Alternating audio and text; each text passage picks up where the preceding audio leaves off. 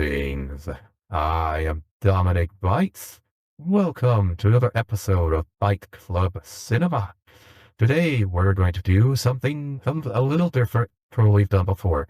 It's animated, but it's not Japanese animation. It's Chinese. Today we're going to look at Ne Zha from 2019. It is a Chinese animated feature. It was prior to this year. It was the top animated film, top animated Chinese film of all time. It was when it came out. It let's see, hold on, let me see. So this movie, it set a lot of records when it came out. It was fairly old. So it was released in 2019, 6 years ago. It had numerous records. So it was when it came out, it was the highest grossing non-US animated film. In other words, this movie, Ne Zha, made more money than any Japanese anime film, including anything by Miyazaki. It became the second highest grossing non-English language film of all time. In other words, this had the second highest gross of any foreign film, non-US movie. Um, so that was 740 some million. It was the fourth highest grossing animated film for that year, and the fifth highest grossing film in Chinese history when it came out. Now, wow, that's very impressive. So why are we looking at this? Is that why? No, we're actually looking at this because the sequel, yeah, the sequel did a lot better, and by a lot better, I mean, so Ne Zha 2, the sequel that came out in January of 2025, it's the highest grossing animated film of all time.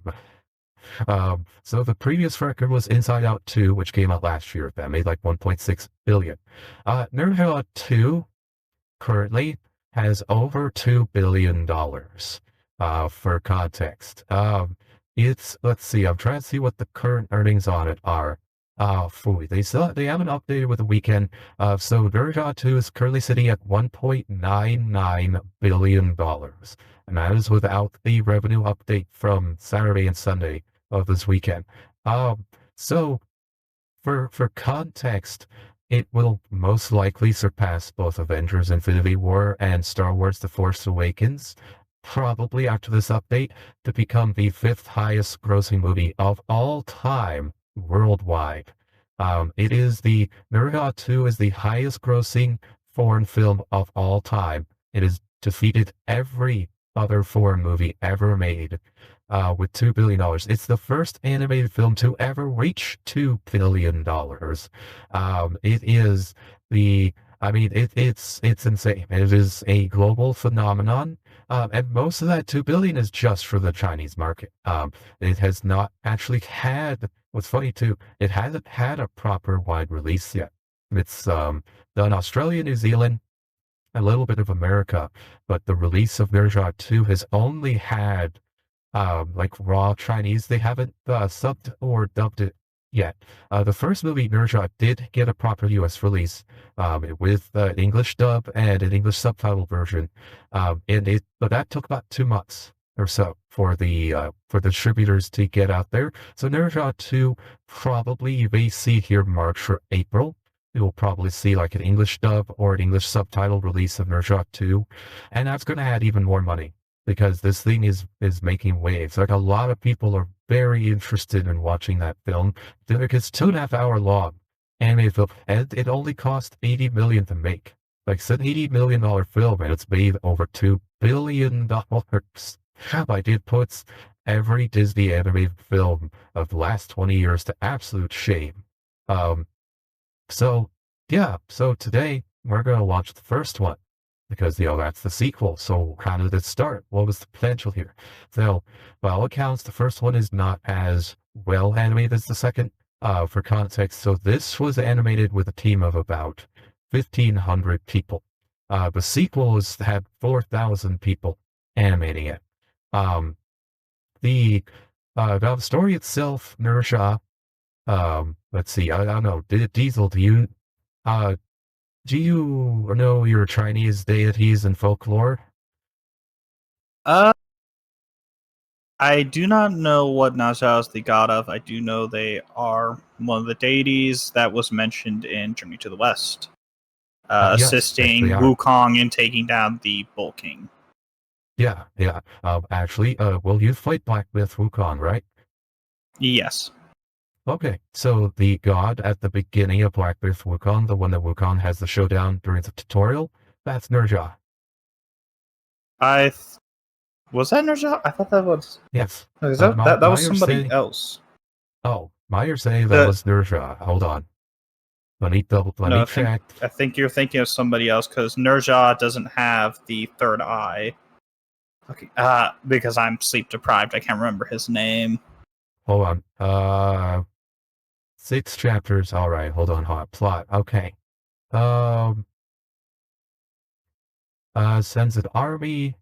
Oh no. Okay, Erlong Shen. Oops. Okay, my bad. All That's what I right, was so thinking of. different. Yeah, Dang it. Okay. Okay. we do Um. not meet Ne Zha in Black Myth Wukong.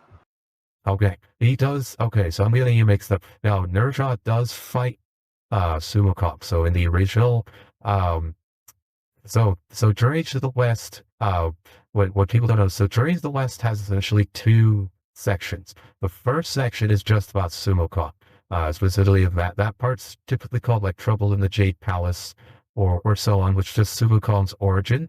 The Journey to the West proper is when the monk comes along, retrieves Sumo Cop, yeah, and then gets like the other members of the band, so you have a 5-man Yeah. band traveling west. So that's Well, like the part that everyone it remembers, but. was Sun Wukong, the monk, Zajbi, or Zajbi.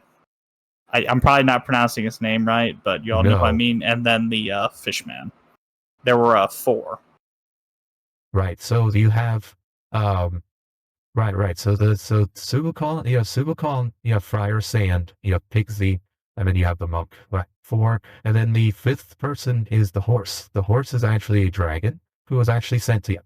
And he actually will do things as well, because he's a talking horse. I But he's believe the reason he became the horse is because he initially ate their horse, and right. to make it up to them, he joined them. Right, exactly, yeah. But he's still a dragon. And so it's like, yeah, but and every now and then, like, well, actually, because I've read I didn't, unfortunately, the translation of Journey to the West I read was very boring and dry, which sucks, because apparently they're really, really awesome stories. I got a bad translation. But I have read the whole thing, just badly translated. But yeah, every now and then, like in a story, the horse will just chime in and be like, "Hey guys, why don't you do this?" And then everyone remembers, like, "Oh, that's right, you're not actually a horse, you're a dragon. That's right." So it's always kind of a funny thing. But yeah, the dragon, the horse is actually a dragon, and which is funny. But yeah, but no. So Suakong in the origin story, he fights Ne Zha. Ne Zha is one of the strongest fighters of the gods, and he battles Suakong for I think like 3 days straight. Most of the other gods can only fight Sumakon for like 15 minutes before they're like, "Oh man, I'm white, I surrender." Ne Zha is able to fight for like 3 days. That's how powerful this guy is.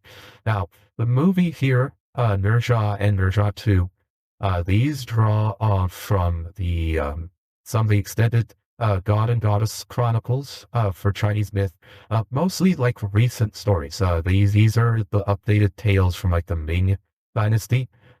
Things like Journey to the West, by contrast, or Journey to the West was written around the before the Ming, around like 1000 AD. So these are later stories from like 1500, 1600. Journey to the West predates it by a large chunk, but the verbal, um, yeah, verbal, yeah, the word of mouth, the oral, there we go. The oral traditions, the oral folk stories are very, very ancient, that they're based on. It's just now that people remember, oh wait, we should write this down. Guys, like most folk stories go. So, but this is based on the Ming Dynasty, investiture of the gods, I think is the English translation for it, which captures a lot of the god and goddess folklore, and this is based on it. In terms of timeline, these movies here, these Ne Zha movies, are set several hundred years before Journey to the West. So Sumo Kong has not been born yet. Is essentially you could consider this a prequel to the Sumo Kong series, because this is describing the origin of Ne Zha. And apparently one of the big things that they hinted at in Ne Zha 2, they got everyone going, "Oh my god, they have hinted that eventually they're going to get to Suicon eventually. Like for those wondering, so like Suicon in like Chinese and East Asia folklore is a rock star. Like in the West, you have Superman, you got Spider-Man, you got all these big tiny heroes. Suicon is that, but for Asian kids, and that includes me because I did in fact grow up with it. Yeah. To put it simply, the title he gave to himself, which turned to be true, he is heaven's equal, the victorious fighting Buddha. When he achieved Buddhahood, that's what they gave him. Yeah, basically, yeah. The dude had very, very cool. But yeah, so when I was a kid, my parents made sure that I had access to a lot of folk tales and Chinese tradition and things, books that captured a lot of that, at least as much as they could find in English. So I grew up with a good chunk of Chinese folklore and tales. Now, it's been a while. I don't remember all of them.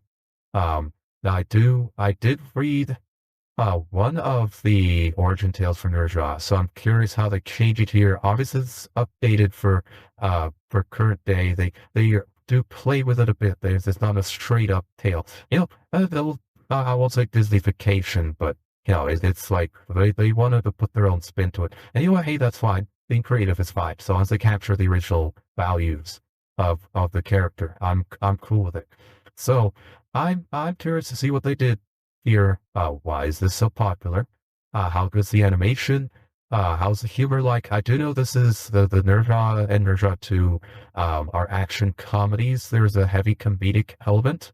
My understanding also is the movies are heavily geared towards a male audience, specifically young boys. Because that's who consumes Journey to the West and Suicon. It's for young boys.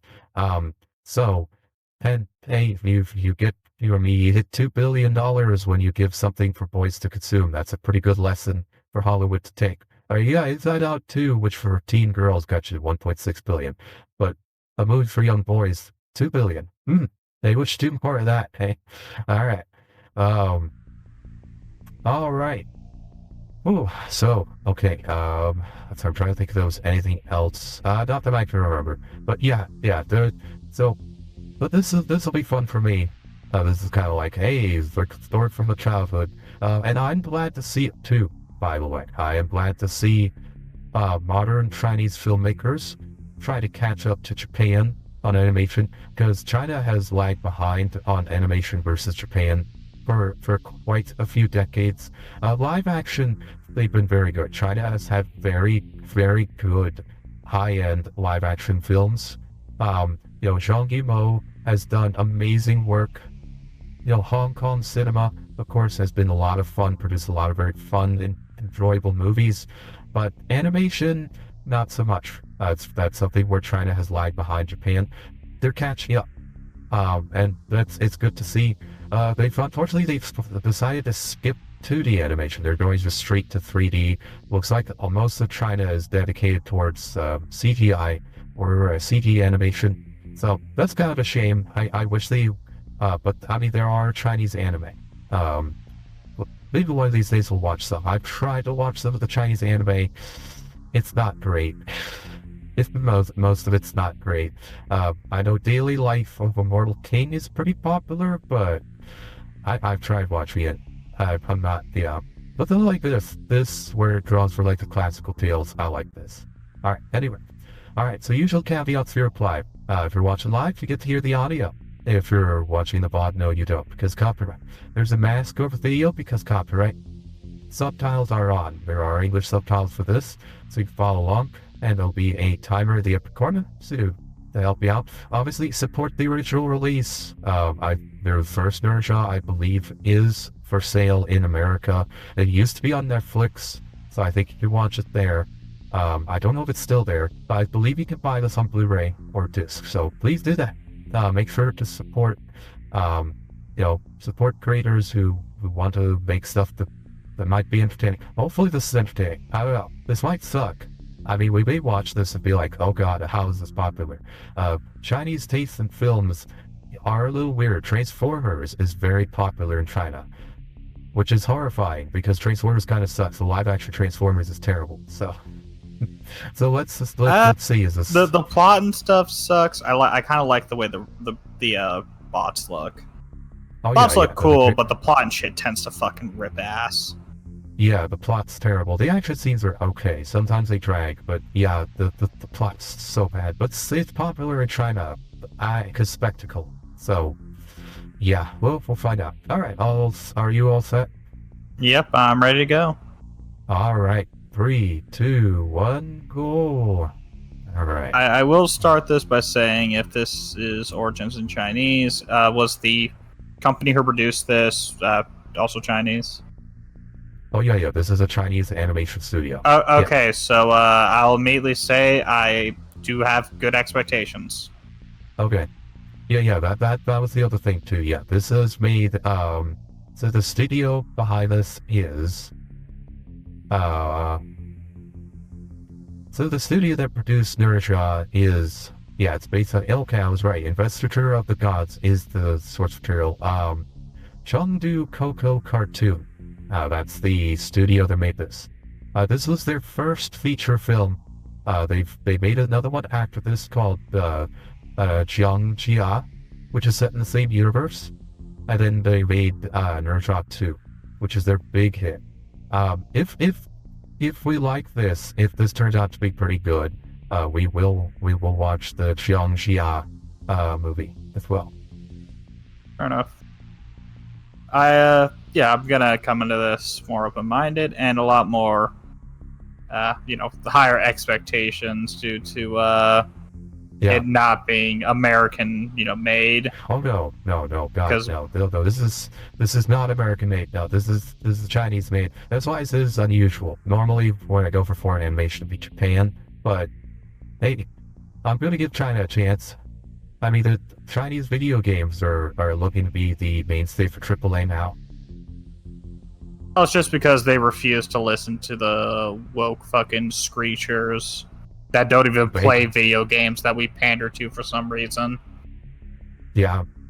Well, but yeah, basically they produce things that they want to make money. There you go.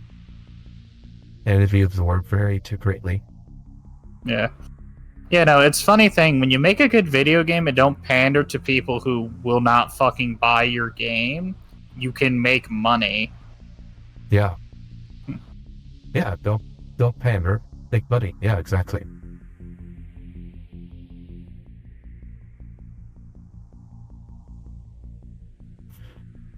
Also, yeah, I can see why he didn't become a Buddha. Chaos Pearl. Shen Gong Bao. Okay.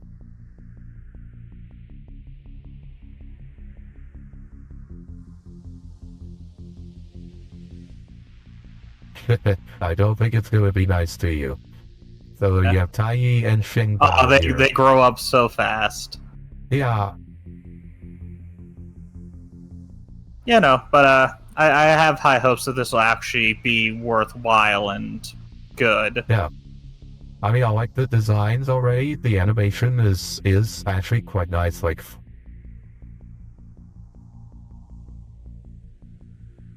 but yeah, it eats things. That's kind of a no-brainer. It's an energy absorber, yeah.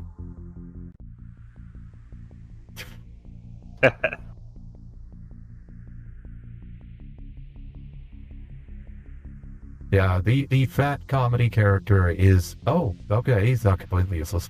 Alright, but yeah, the fat character being comedy relief is a mainstay in a lot of Chinese films. Oh, I'll just grow extra arms. Alright.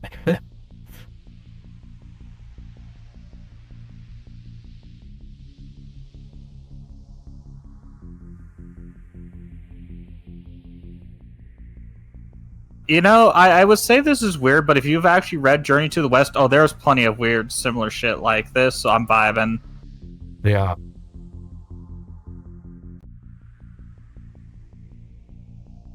Okay. So I'm curious. Oh, there we go. Alright. Makes the furnace. One sheet. Tenzun. Yeah, okay. Oh, is that the immortal furnace? I think so. By the way, I'm actually impressed by how much, you've absorbed on Chinese culture, Diesel, so that's nice. Mainly from A Journey to the West. Okay. I'm a huge Sung Woo Kong fan. Ah.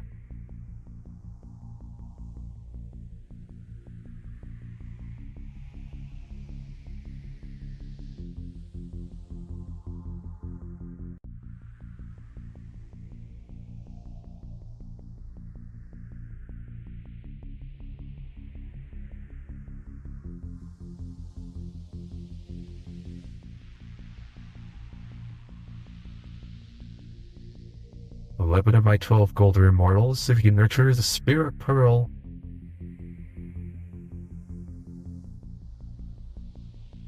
Okay, so we already have the jealous disciple here with Sheng Bao. Yeah. That's cool.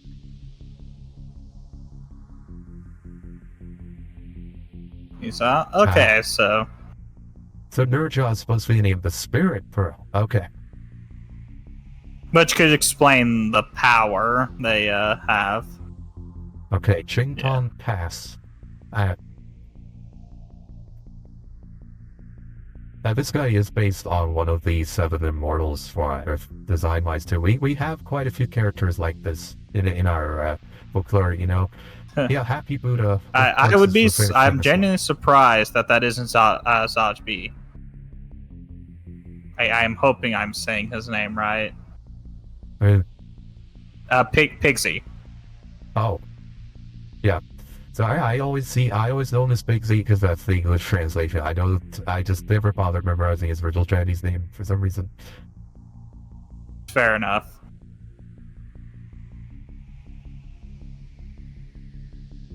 Yeah, that Chaos Pearl did a number on his face. Jesus. Yeah.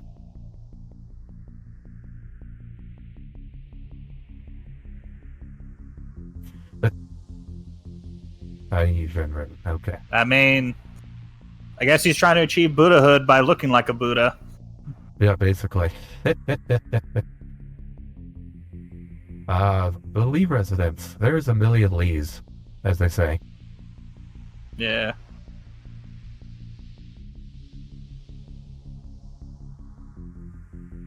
I like the designs, by the way. Like, the humans are, like, they have a variety of human designs. They don't all look copy-paste. I mean, the villain is very clearly a villain. Like, you instantly know Sheng Bao is not a nice guy. But they have slightly different faces, so you don't have, like, illuminations, common facing, like, everybody has the same face. Yeah, no, they're distinct. Yeah.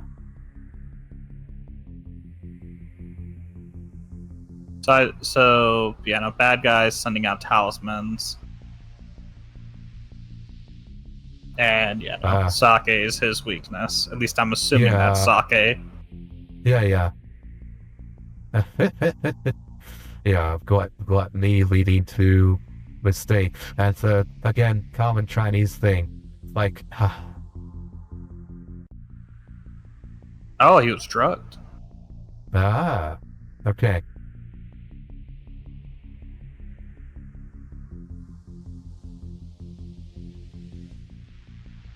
Shit. He thought of it. Yeah. Yeah, at the same time, you do also see a little bit of inspiration from Disney. Well, with some of the designs. Like, if you look at the wife's face, she looks similar to some of the Disney princesses on the 3D. Fair enough, but when Disney's been out for so long, there will be designs that look similar. Yeah. Yeah, oh, I'm not telling you as an insult, by the way. That's me saying, I could see some... That's awesome. That was cool. Alright.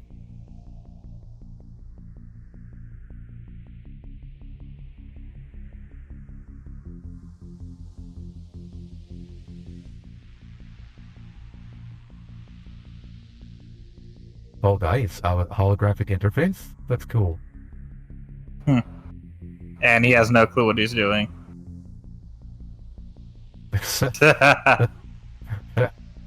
Even the bad guy is like, wait, what? What's the combination there? What happens if you don't? Oh no.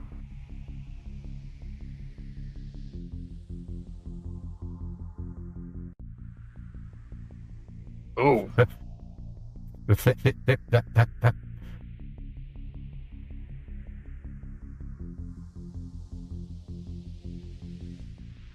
Fucker got lucky. Oh boy.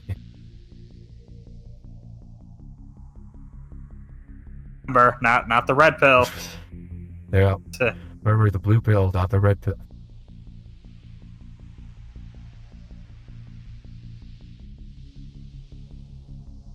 Why would? Oh, fucking talisman. Oh, he was controlled. Okay, that's the. Okay, he released 2 talismans though. Yeah. There's the other one. And that's interesting. Those talismans, I think those are the ones you see like on the Chinese zombies. I think that's the one you see them. Well, I know there are different talismans, ones that allow are for the dead, but there are also ones for controlling people. Yeah. But it basically turns them into a living puppet.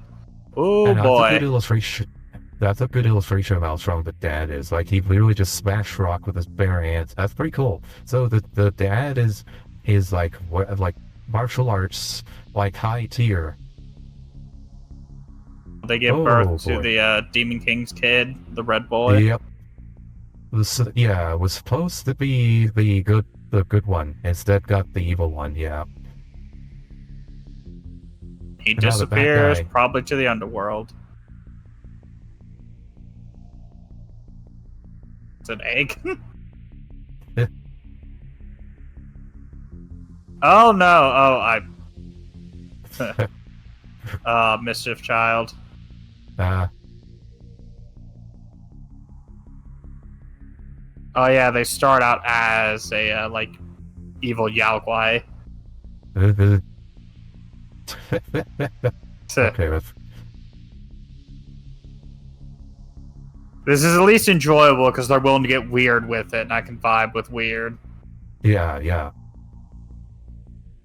Yeah, so instead of the noble child, they get the demon child. Yeah, demon spawn. But a demon spawn raised by good parents, essentially. Whereas the spirit, the good egg will probably be raised by evil parents, Bao. Yeah. We'll have to see, considering this... It also could be they're just embodying fire. Oh my god, they just did a Terminator 2 reference with the Saw music there. Oh, that's terrible. Wow. Alright, that was pretty great. Yeah, that's right, you haven't seen Terminator, have you? I never watched it, but I know the Sting. Yeah, they did it. Oh my god, that was great. Okay, that was very good. Alright, so a little bit of referential humor, wasn't expecting that. Okay, yeah, you just swat demonic fireballs out here. Okay, this guy is... The dad is strong. That's pretty cool. And then the wheel Ne Zha uses. Yeah. I know Ne Zha does have a wheel they, Yeah, he rides a couple fire wheels, yeah.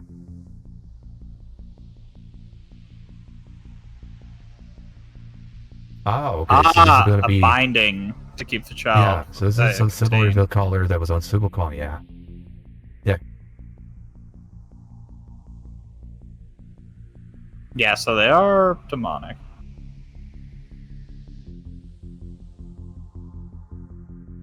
Yeah, even with the binding, you could still, like...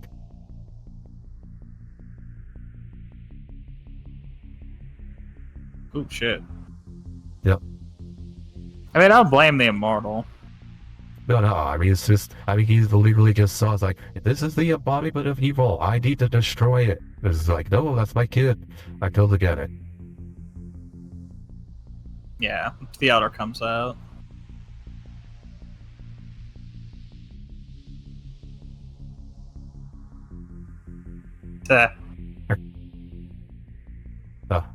My defense could hold it's bad. So that's what that No drawing reference to blood. basic.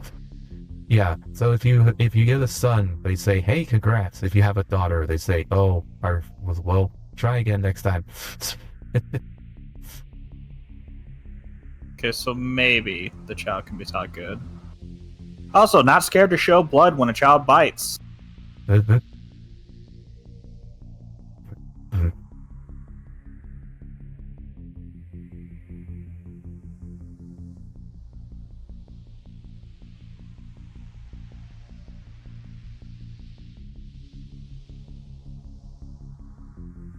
Yeah. See, your father. Yeah, mother and father willing to put their life on the line for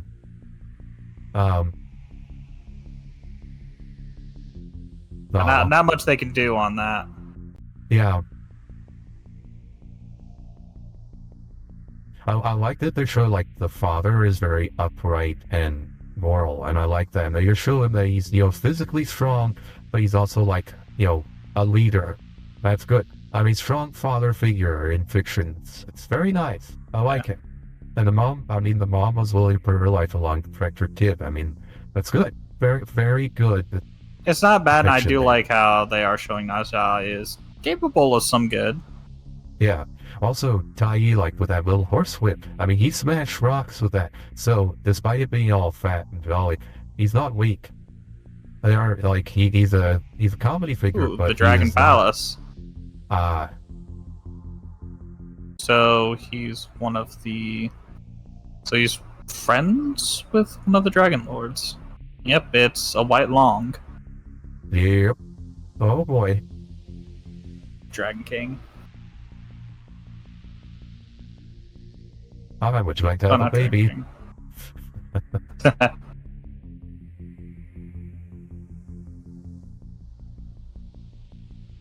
Okay, so that's why.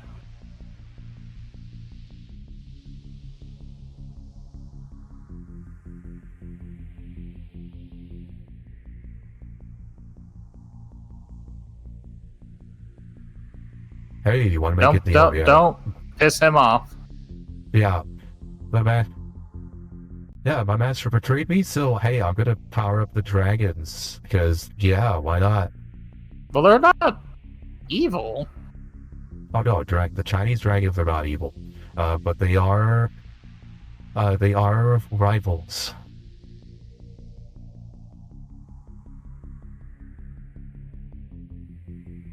Two halves of the same coin. Yeah.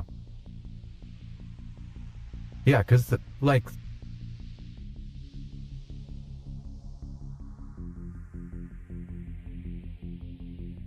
Yeah, I do like, it's like, I'm going to raise him well, and...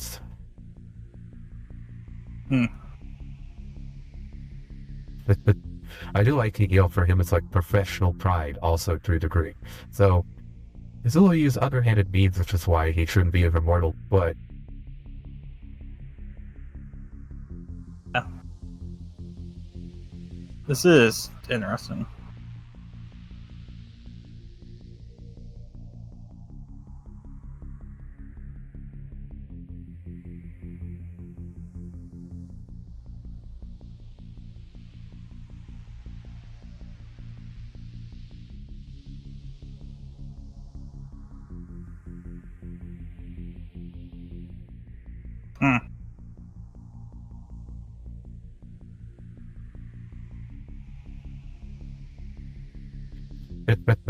I'm lovely.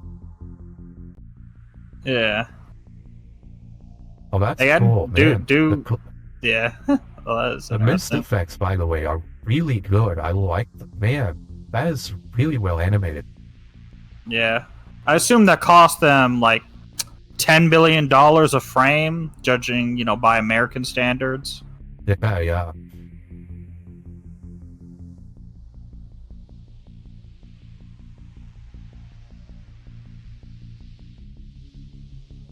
Oh, he made a curse that even he can't break. Oh, that's nice. I mean, that's a great way to guarantee. I mean, that is a good way of doing it. If I can't break it, nobody fucking can, so it's gonna happen. Put the insurance policy on it.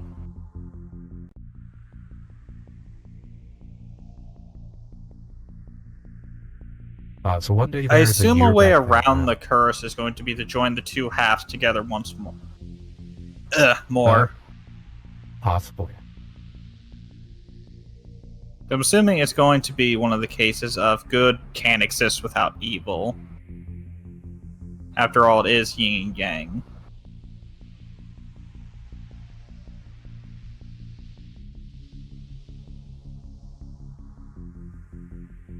That's how they explain aging up the protag.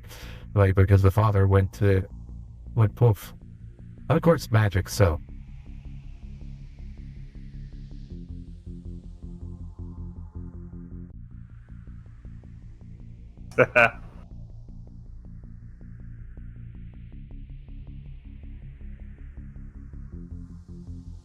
What's funny is I always thought Ne Zha for a good bit was a fucking girl before I realized it was a dude. Yeah. Just because of how they look. Yeah, it's actually one of Ne Zha's defining traits is a very beautiful face, but a dude. Yeah. So that's actually where the Japanese get the whole like anime femboy thing from. Is actually like, old folklore.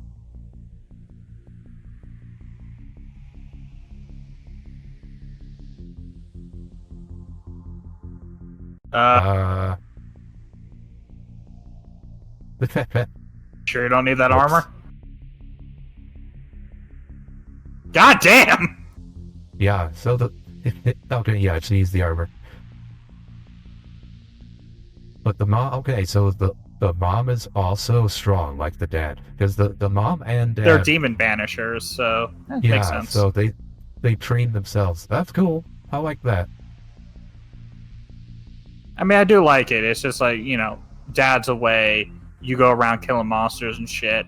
And I'm fine with it, because not a stuck-up bitch that can do every fucking thing and solve every problem.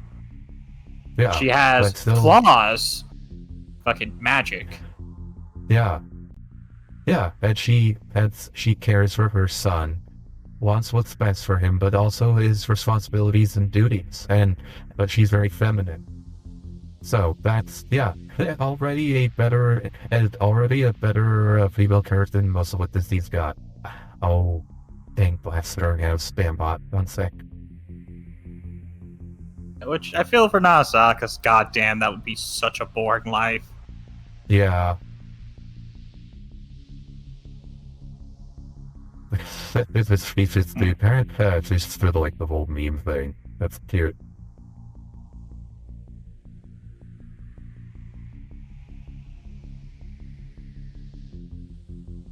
Gotta put on the cape for dramatic flair. Yeah.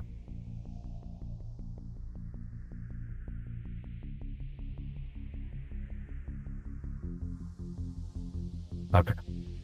Yeah, there we go. I'm enjoying this. It's funny. It's got its own, it's trying to be its own little thing.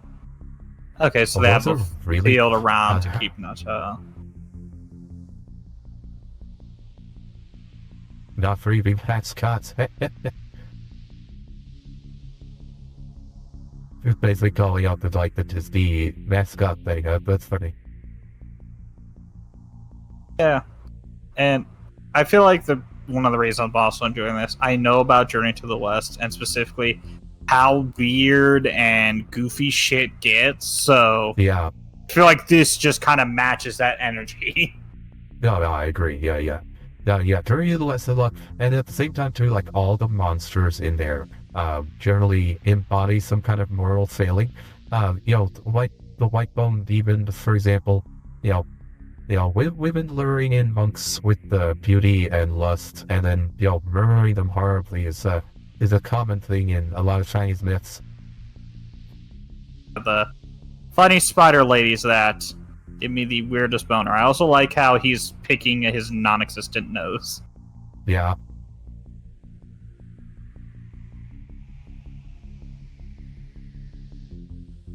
So I assume, Jade Guardians, I assume. Basically, yeah. And Ne Zha's out.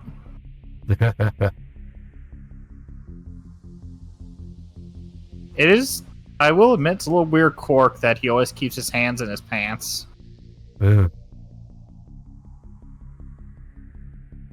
Run, motherfuckers, run.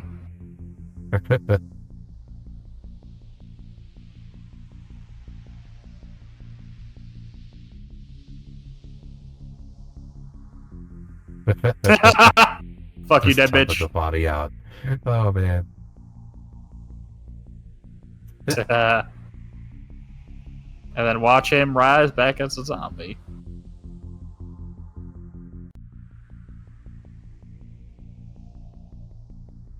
Damn.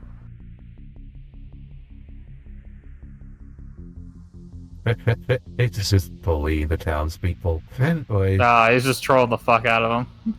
Yeah.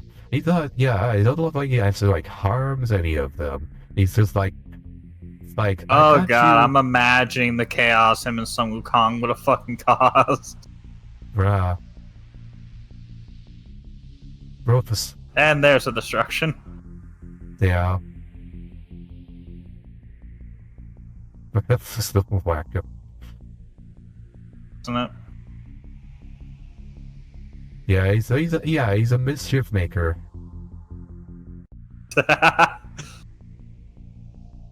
Going out on my own terms. Yep. I'll do it myself.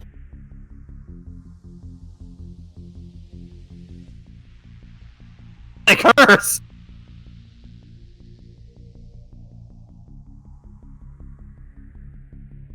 Genuinely wasn't expecting the bullshit there. Mm-hmm.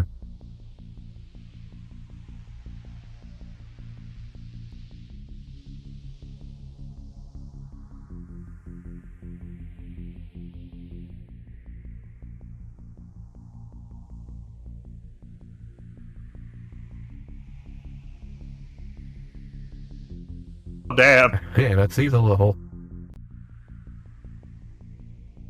This is a lot of shit. Yeah, I mean, this is. I think they're also forgetting how strong Ne Zha is. Yeah. I will admit, elaborate, and I will give them credit. Yeah.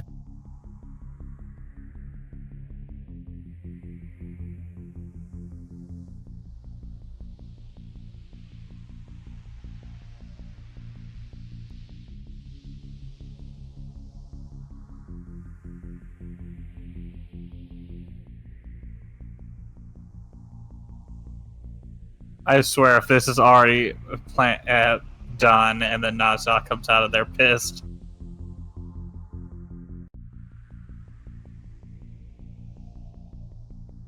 Sea urchins. Yeah, there's some piss in there. I wouldn't be surprised if that's Ne Zha under that mask. Yeah, that's probably Ne Zha.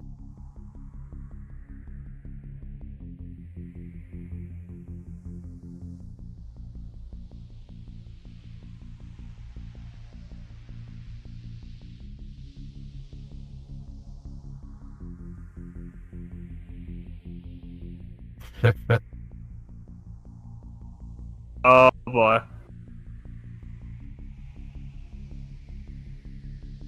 You know, I'll admit that is great. Yeah, it's pretty good, yeah.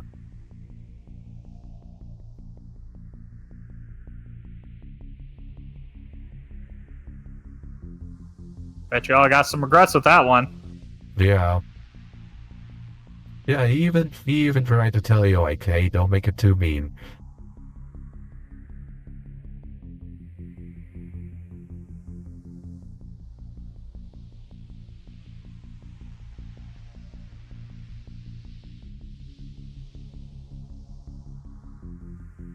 Oh. No, don't push the pivot button. Yao Guai. There, Yao Guai. Okay. It's interesting how Yao Guai became yokai. Immortal came back just in time. Yeah. He was about to do something he wouldn't be able to take back, yeah. But right now he's like normally just like playful. He's mischievous. Right. But doing something like that, yeah.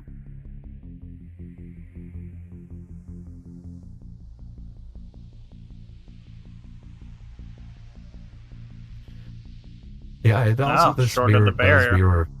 Yeah, this also does like mirror some of the origin. Like Nurture was a very difficult child. Uh, so like part of his arc was learning to do the right thing and becoming virtuous. Overcoming his mischievous nature. And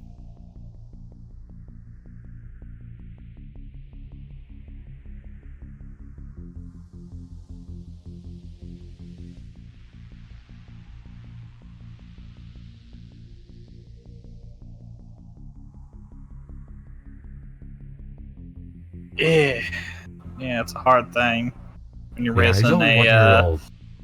literal demon baby.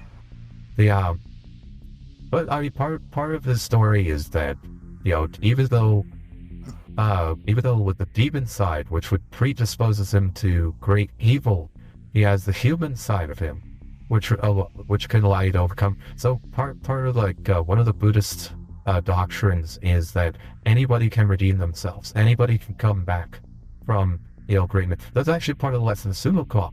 Is Sumokon does horrendous blasphemy under Taoist doctrine, but even someone like him can still achieve enlightenment. Even though many times he wanted to abandon that quest. Right, yeah. Same here with Ne Zha, as mischievous, as prone to violence, and so on as he is, he can still find redemption.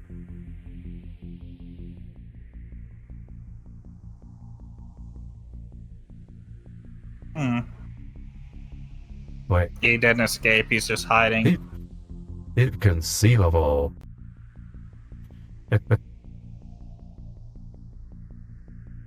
Yeah.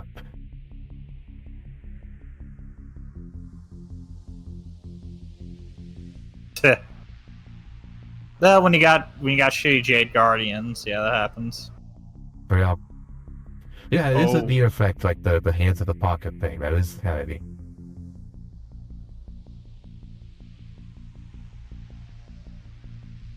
Ah. Painting portal. Oh, okay. Yeah, he's also other reason for mischievous is he's also bored, which also fascinating. That's a commentary common. Was that the Jade King's palace? I'm not sure. Oh, okay. Mountain. Oh, okay. Tied to the immortal.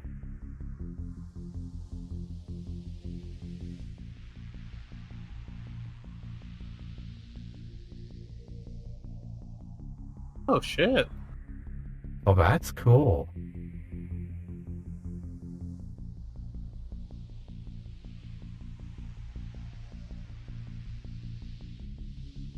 Oh, that's cool. Oh, wow. And again, oh man, look at the water on this too. The way they've animated the water is so good. It is very difficult to do. Like on a technical level, this is very well animated. This is 6 years old, and by all accounts, the sequel has even better animation effects than this one does.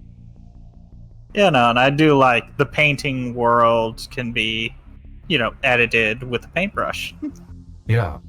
That's a little neat. Yeah, and I think he's also realized what the problem is. The problem Ne Zha has had, the reason he's also struggling so much with the demon side is the neglect. The mom is there, but she has to do double duty. And that speaks to a problem you have in modern China right now, where, the kids, you have a lot of kids raised by their grandparents, because the parents are out working. You don't have the stay-at-home mom where the dad works like he used to in traditional China. Same issue that you have here in America. And so it leaves the kids neglected, which causes mischief. So it is also, they are using the classic story to also give a little bit of modern commentary, which is what you do. I like that. I really do. Because another issue Ne Zha has is he can relate to nobody. Right. He has no friends. He can't really relate to anybody because nobody is like him.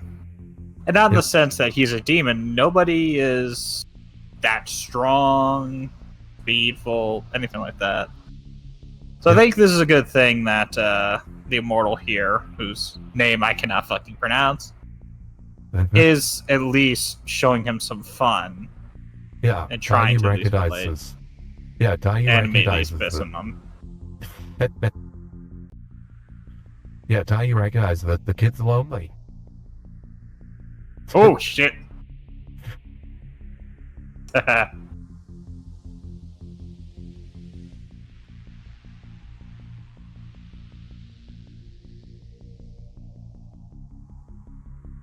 Real food.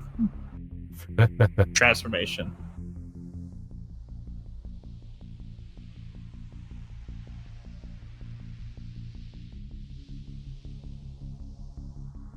Learn the basics first. Yeah, which is appropriate.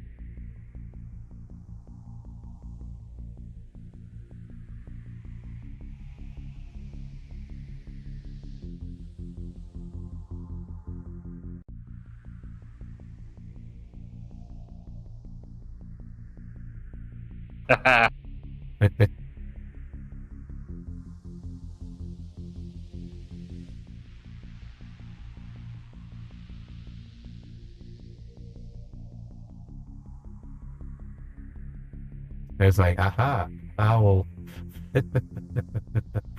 give you something advanced to distract you for a while. But I mean, also not a bad plan. Teach them out of mischief, because if you're trying to learn actual skills, you're not going to be terrorizing the neighborhood. Shit, as I learned.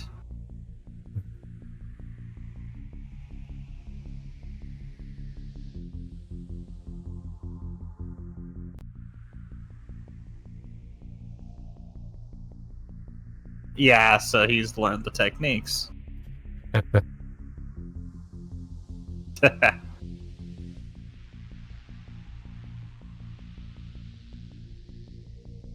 Yeah, I like how the fat character here, he's jokey. He clearly knows stuff, but he also has moments of, yeah, I like it. I like it. He's not just a one-note comedy character like you would normally see. But at the same time, they got him good amount of humor with different dimensions. Yeah, mm-hmm. He is comedy, but still has his moments.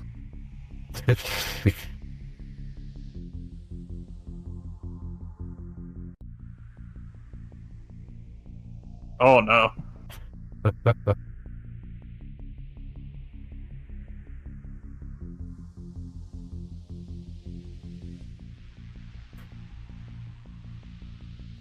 The demon child the ability to do that, why would you do it? That was a good idea, but why? What? There's and now he goes like, okay, I'm not even mad now. I'm impressed.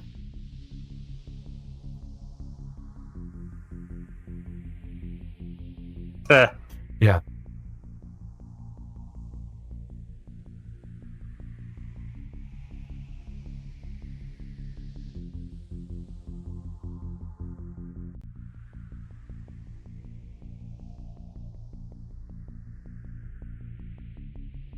Enough. Yeah, I do like that because he can't do the proper pronunciations. The spells are being weird.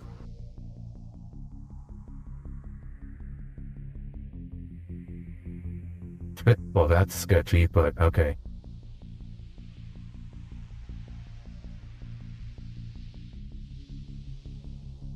Our tip spear. Oh, that's cool.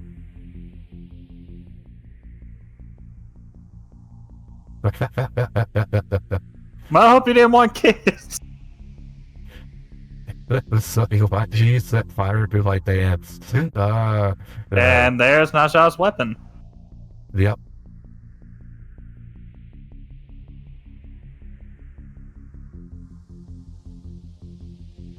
Set a man's dick on fire. He doesn't need it. Yeah. It causes pain, but it won't damage him.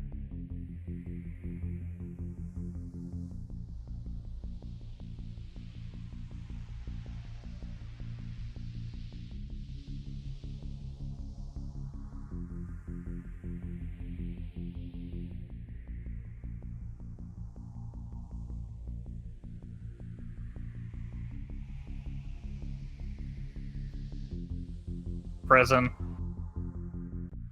If I train, I have to... Yeah, it's like, why should I help others? They hate me. I mean, it's a valid objection too. He basically doesn't see that he doesn't see a justification for a greater good. And the mom understands, which is also nice too. It's not like the mom is saying, "Oh, you're being silly for no reason." Like, she gets it. No, which shows he wants to have friends, but it's very difficult for him to. Mm-hmm. Oh, so this is like, oh, I like that.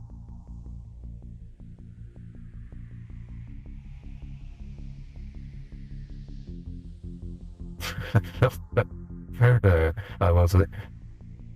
Oh. And then when he had a chance to potentially make a friend. Ah, okay. This is why. Okay, this is why he torments them. This is like they did this. Okay, see, now I'm a little more sympathetic about him, like, getting back at those kids, because it's like, yeah, no, they...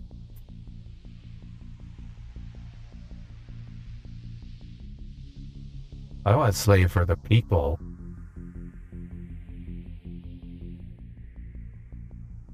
Yeah. You know, this... I mean, that's fair. Yeah, no, I like this, and this is... I mean, this is something like any show you see themes like this as well.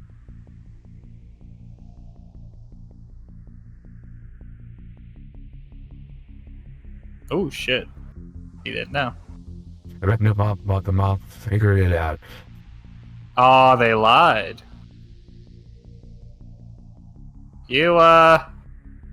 I mean, half empty, half full.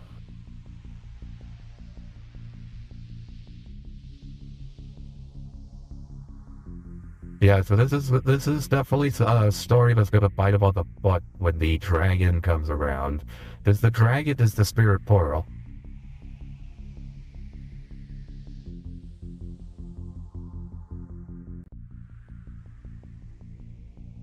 When the dragon comes around and shows him that he is the actual spirit reincarnate. 2 years later, oh shit. Okay, flash forward, alright. Yeah, but lightning will be striking down. Yeah. Whoops. Alright, maybe overdue there a little bit. When it comes to banishing Yao Guai, that can't be... I like that, the ribbons and such. Yeah. Starting to come in. Oh, okay, that was the painting. They're still training him. You know, the good paint. That's a good use for the painting. I like it. That's a great way of doing it.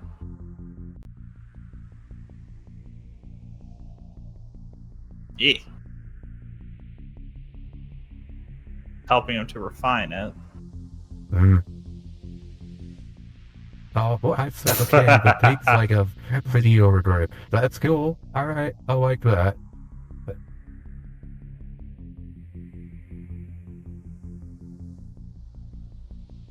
And then hurt the man. Oh. Showing him where he made the mistakes. Yeah, he doesn't account for collateral damage. He ends up hurting innocent people. It's like, nope. This is good. Yeah, you get that.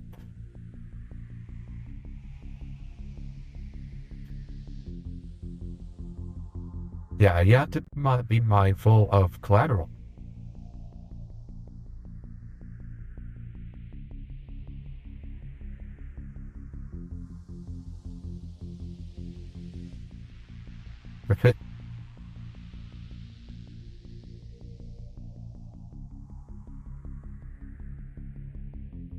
Right, he's got the physical, but he doesn't. His mind, yeah.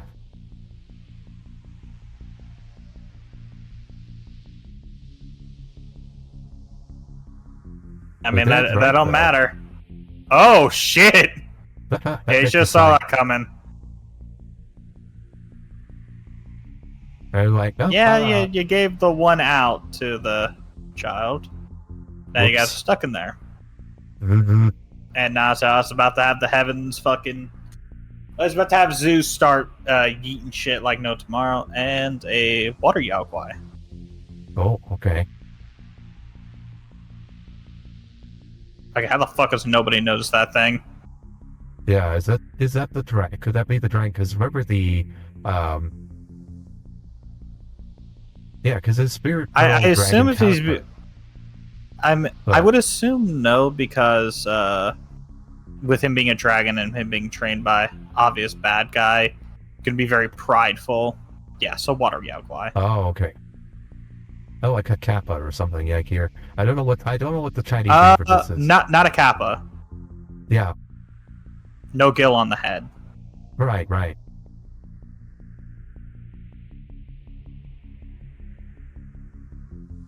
Damn. No eating dogs. Yeah, so for probably you. a ogre or something. Yeah. Oof. Yeah, again, collateral damage. That was somebody's house, kid. Oh, man. Yeah, this is actually... Yeah, he doesn't care. Yeah. Who's the real monster here? No, you may be an ogre, but I'm a real gremlin. Oh, jeez. Oh, yeah, no, that is making any Yaogwai piss his fucking pants. Oh, man.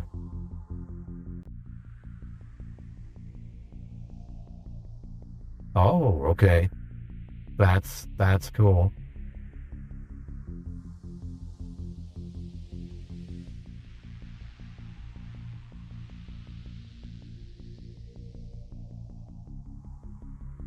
He's trying to prove himself, but doesn't realize, dude, you're being fucking destructive. Ooh, motherfucker's got flamethrower. Yeah.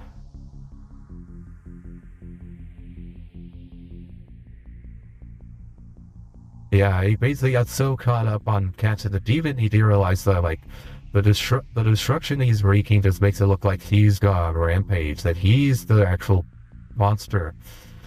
Oof. This is, the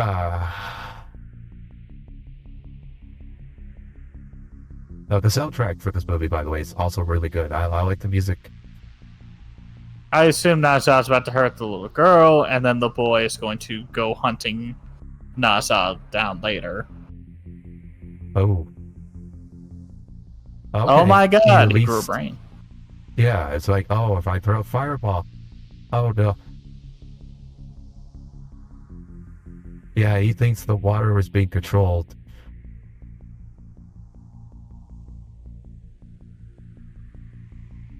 Oh. Oh.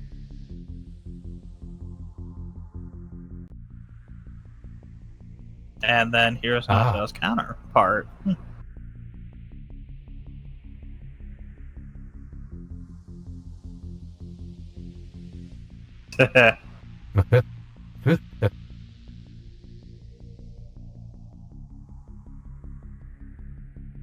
Damn!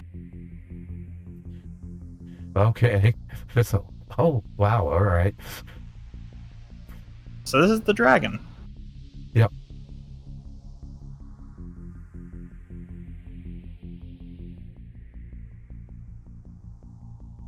Yeah, no, I also like this. Wait, why did you... Yeah, because the dragon is obviously more disciplined, better trained. Because he only has I assume they also age quicker. You know, just let it go, man. It ain't worth it no more. Yeah, because Shenbao has been training this one. Also something I'd like to bring up. Blue versus red. Red's more emotional. Blue is a lot more calm and collective. Yep. Blue only, red only. Yep. That's pretty common, yeah. Yep. And he's doesn't like his horns. Yep. Yeah, this is almost like Mugen versus Jin in Samurai Champloo. Oh my god, he's blowing bubbles. I mean, like, seriously, if I'm that demon, I'm like, okay, they're fighting each other. Bye. I'm noping out before I get killed. Yeah, I'm just gonna set the child down and then walk away. Yeah. I'm not getting involved on this. Oh. Oh, petrification.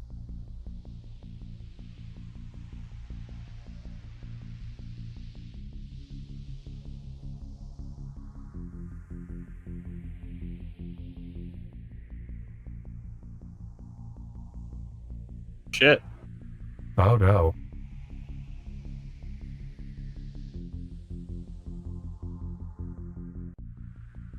I'm graceful with it. Yeah. No, I wouldn't. Be a little less.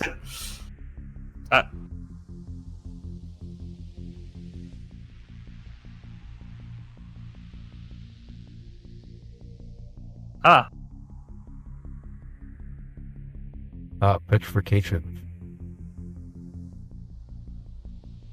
Oh, Smart. okay. Using the already petrified hand. It's like, well, this Barbie's already stoned, so.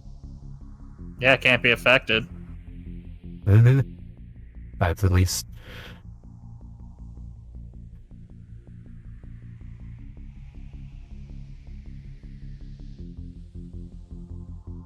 Oh wait, his arm depetrified. Oh my fucking god. I'm gonna be a motherfucker with another motherfucker. I like that. That's okay.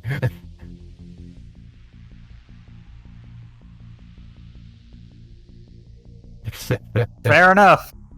I mean, it's effective, so.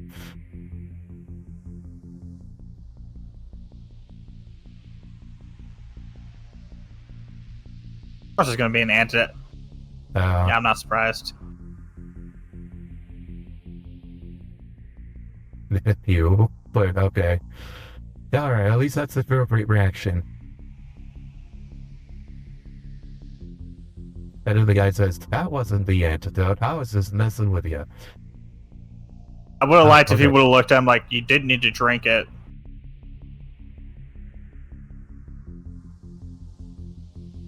Oh, motherfucker, I knew it. Okay. You didn't ask. Okay, hey, not bad. Hey, the demon trolled him. I like that. That was okay.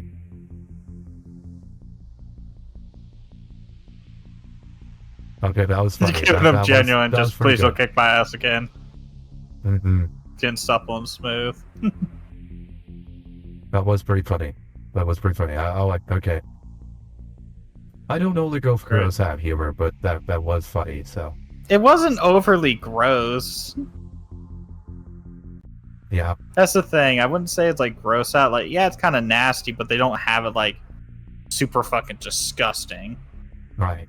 Could have been worse. Yeah, you try to eat them though.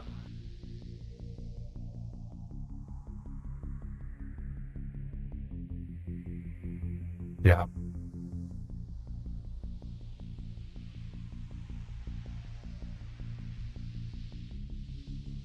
Yeah.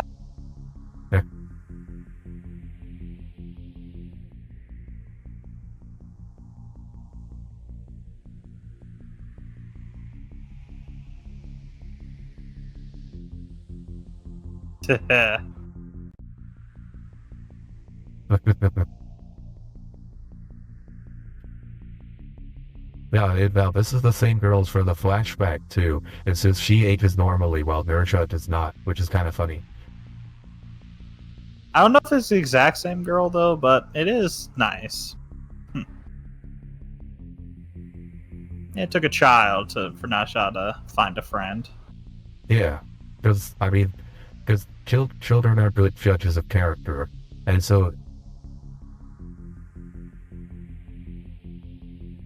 Yeah, damn, motherfucker smooth with it.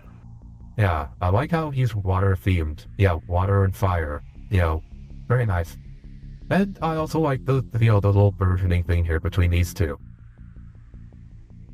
You know, how is the dragon kid is smoother, but at the same time they also he have flows like water. Yep. But now, yeah, and this is also somebody that he can do this with without putting him through a wall because they had similar power level. So they are. He also is taking a lot gently. Yeah, they are capable of being friends with one another. You have to wonder too: has the dragon kid, has he experienced a similar issue? Because, I mean, he's humanoid in a land of dragons, so has he faced a similar kind of discrimination? maybe, maybe not. I don't know. Dragons are a little more sophisticated than humans. Well, he was a little embarrassed by his horns. Yeah. So it could be he got made fun of for like, oh, look how small your horns are. You mini dragon. Because he's only half dragon, essentially. Say they would make fun of him since, potentially I don't know if that would be Dragon King or King of the Sea, but a high-ranking dragon's child who's going to rule the heavens, or at least be able to ascend to the heavens, and then he disappears. I don't think it was he was made fun of. It's possibly he hasn't had interactions with people.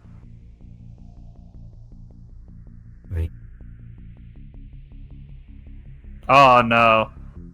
The people went boom.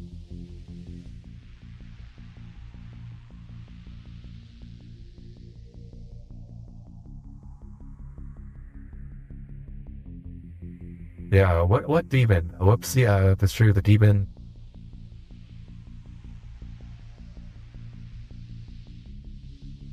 Yeah, unfortunately they just making you realize that, okay, maybe I shouldn't bother saving you.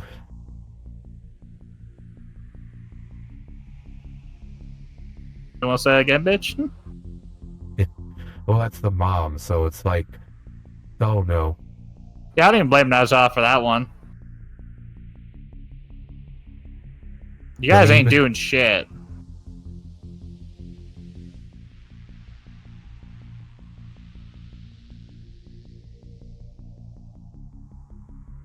Yeah, I don't even blame Ne Zha for this. I'd crouch and fuck these guys up too. Yeah. It is partially his fault for going off half-cocked, because that's why they didn't see the demon. Had he handled the demon more effectively, they would have realized he was saving them. But yeah, at the same time, it's like, they're a lynch mob. Oh, okay. Ow. I love he's immortal, you can't kill him, but that still fucking hurts. Yeah.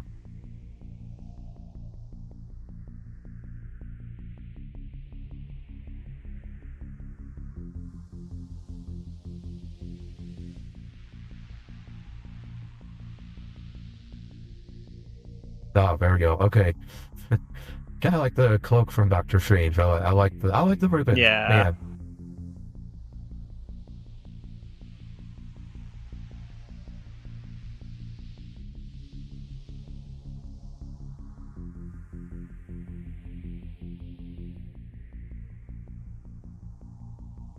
Yeah, the parent and what sucks too is because he locked up the dad. Oh. The dad sees the goo. There was a demon. Oh. Yeah.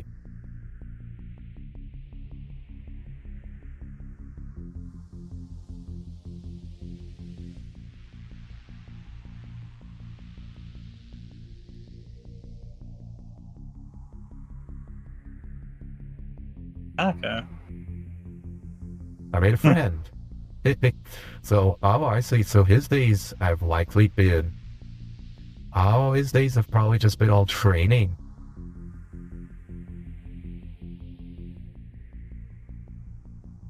He knows who Nezha is. Yep.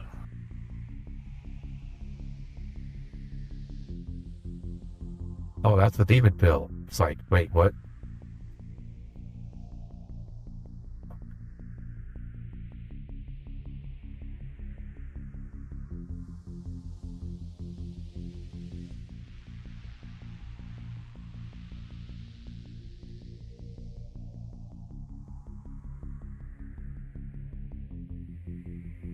But yeah, I like that. He's questioning the narrative. That's cool.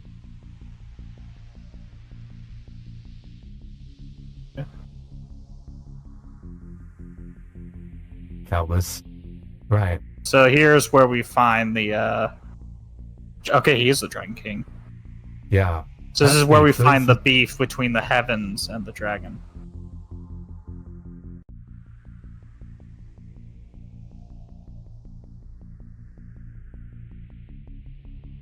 Oh, that's cool. Keeping them at bay. Oh, yeah, so prison guards. Okay.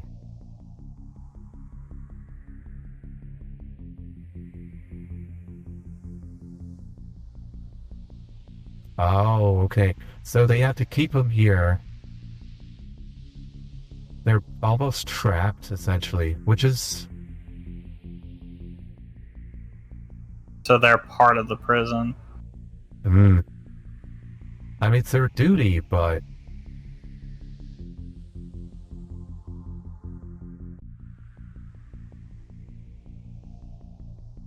Right, a dual feature, yeah, the gods don't want to have to deal with the dragons. Yeah, dragons are very powerful in Chinese tradition, so...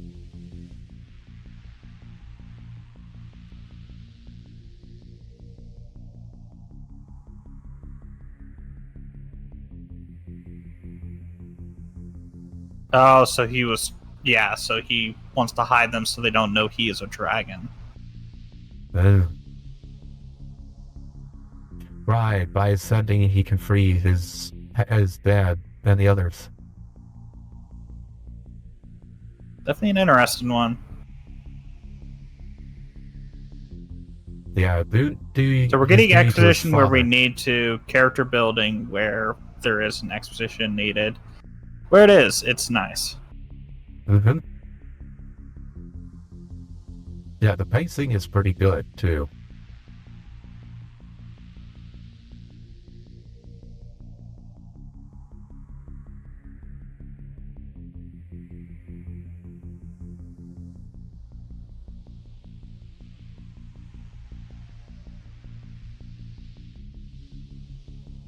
I don't think he really needs to.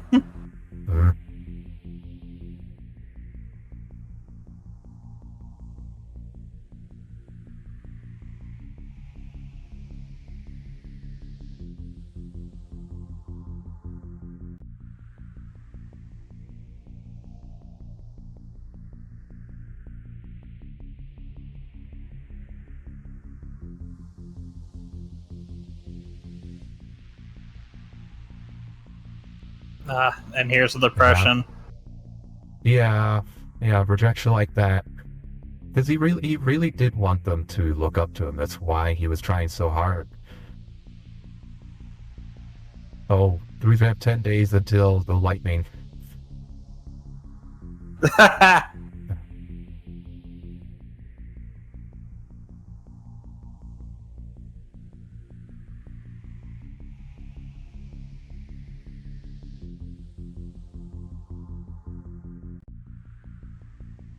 Okay, the dad.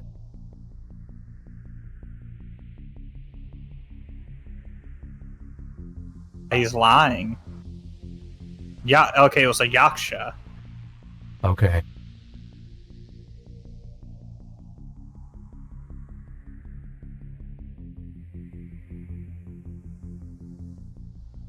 Okay, so the father did figure it out based on the clues. So that's cool. Yeah, this is not... he's trying to play it cool. Yeah.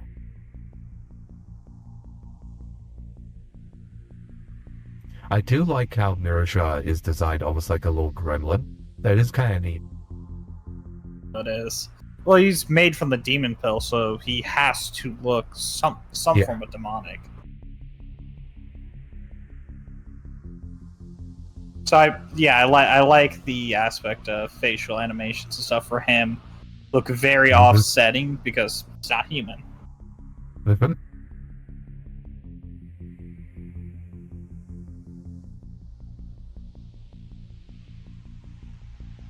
Oh shit.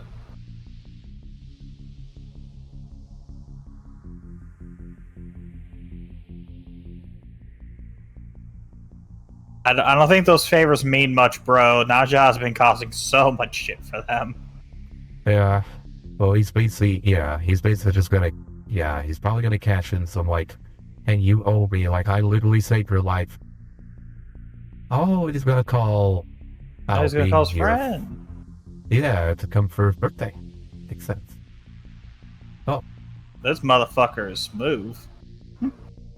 I really like Al Bing's design, by the way. Like, Oh, he's inviting him. Nice.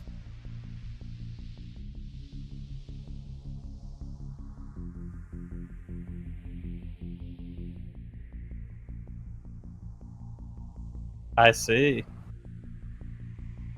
Aw, sweet.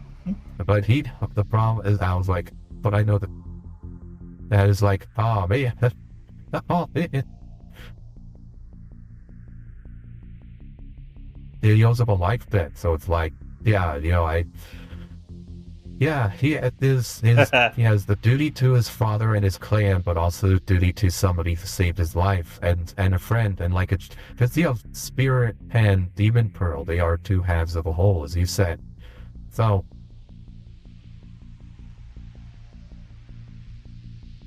but he also knows the tragic fate that's in store for the demon pearl, so it's also like, oh man, this hurts. I like it though. Like the animation, the face and stuff, the way the facial animation is drawn and the way it reacts really gives it a lot of character too. It's not just about like big motions, they do subtlety. And Demon King's ripping off scales.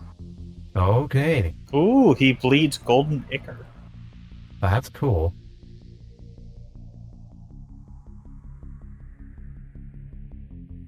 They all are. Okay. Okay, good to know. All dragons bleed gold. Alright. It's interesting. I guess they're powering him up.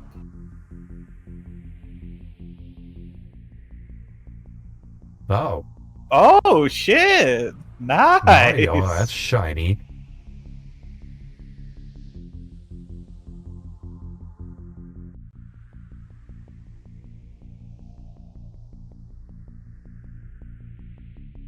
They gave him armor.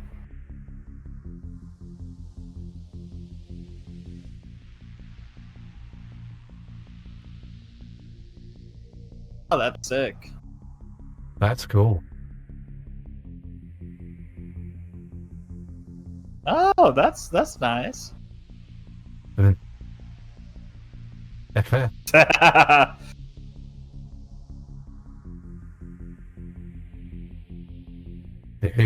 out of obligation.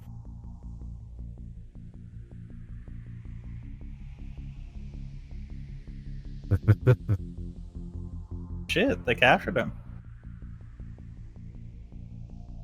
Oh, they caught the guy, okay.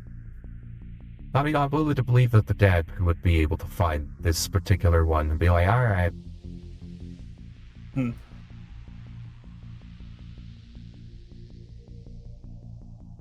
Oh, shit.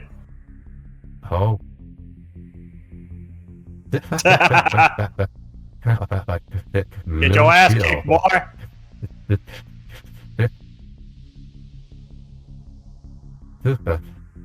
Yeah, I like those. Like, the intruder, kill him. Good instincts. Very good. Good instincts. Oh, he's here. He's easier to crash the party. Yeah, Ne Zha would definitely survive a slasher flick with the instincts like that. That was good. Oh, yeah. Oh, no. And then Ne Zha learns the truth. Uh-oh. And he's pissed that he's been lied to. Also, with that lightning strike, nice. Yeah, but why would he... But why would he pick the... why would he believe the Shenbao, though? Or... Still being shunned.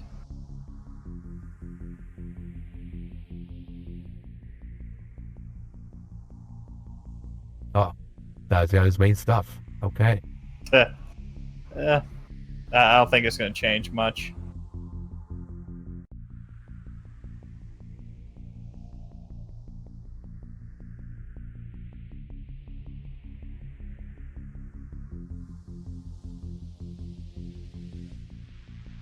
So I don't know if Ne Zha has a pig mount or not. I don't know if that's new to this one or not. Oh, hold on. Oh shit! That's where they get the disc. Oh, all right. There we go. The hat is what I know him for. The flaming rings. Why is it a pig with you? Yeah, fair enough. Yeah, the flaming flying rain. Yes. That is.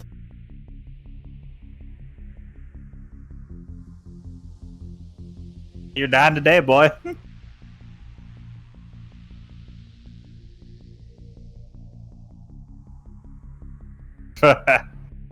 Damn. Oh, he loves his parents. I like it. Yeah. Well, he He also knows the truth that he dies today. Yeah. But again, the expressions, the emotion they convey in the animation is very good. Like, despite it being stylized, they still, like, the way the eyes move, the subtle changes and things. Like, even, like, Ne Zha, as gremlin as he is,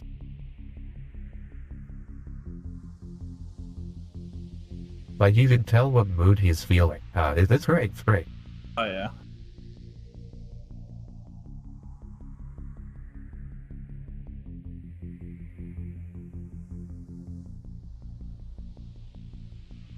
Yeah, and of course he's going to...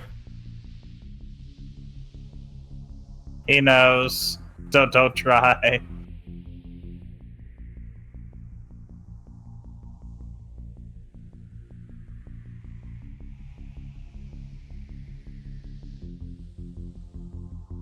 Oh, shit.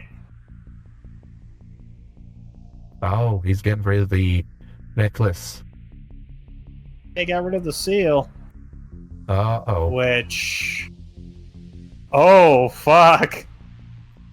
So the seal's what kept him from, Yeah, oh, being damn. an adult as quick. Yeah, so him and Al being, look, basically the same, or same age, and so 3 years they aged up. But yeah, Ne Zha was kept younger because of the...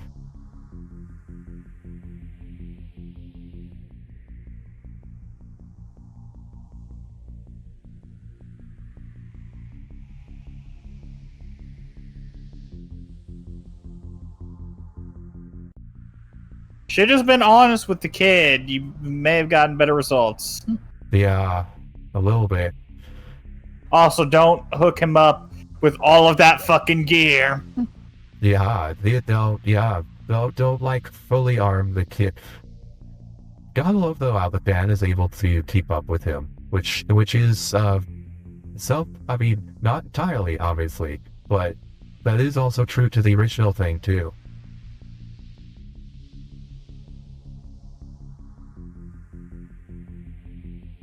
Get to running, motherfuckers.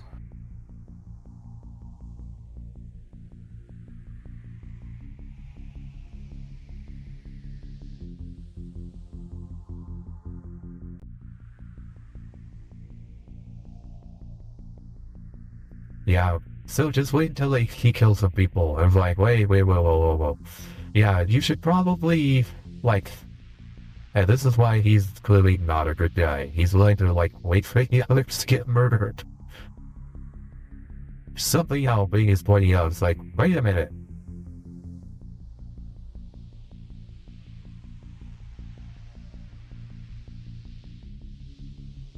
Yeah, no, that's fair. Oh, fuck. He's trying, but, yeah, no, it's definitely out of selfish desires. Yeah, you can see why Dai was on the list of Apis.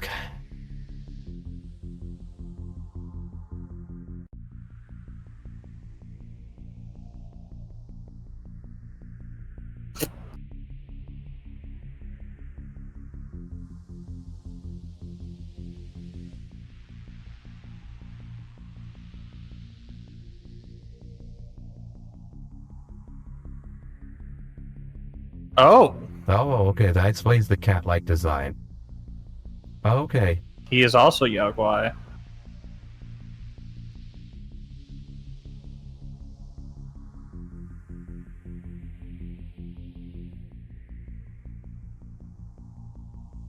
So that's why he's pushing for the kid as well. Yeah, I like that.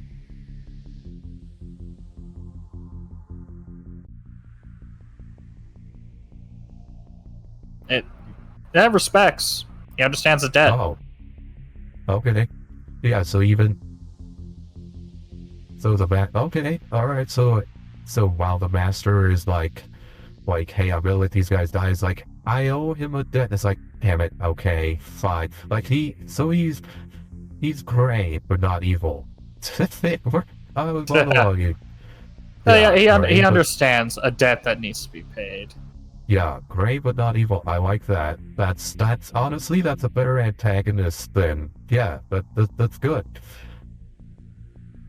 Yeah, with him also being a Yaguai, he knows what it's like to be discriminated against, just like the dragons. So it makes sense he would want to help them. Yep. Ooh, right to the dick. Yeah.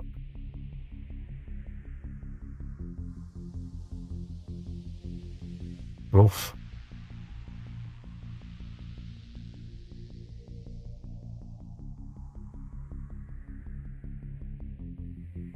He gives no fucks. Yeah, no, because as far as he's concerned, the dad was using him for personal gain, which... But being is like, he also did say if he's revealed as a dragon, more than 4 people will die today. Yeah.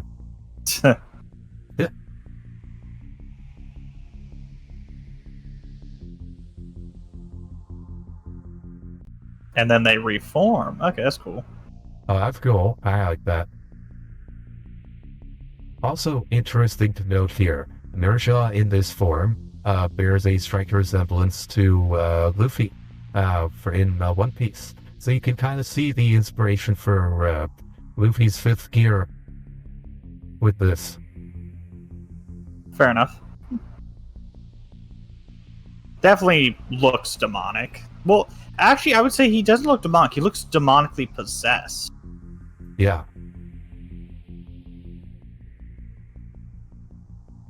Which also, is definitely an interesting choice.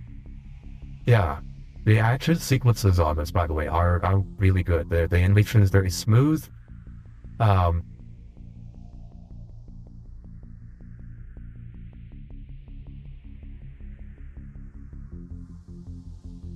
Ne Zha, I know what that means. Yeah. But can he dodge? Oh, nope. He can't get away this time. He cannot. Okay.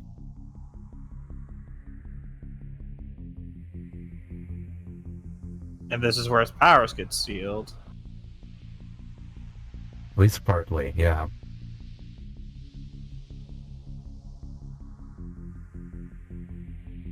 Oh, okay, right. And it's probably the other guy, Shenbab, who told him the spell to release the collar. Right, that makes sense. Good potential.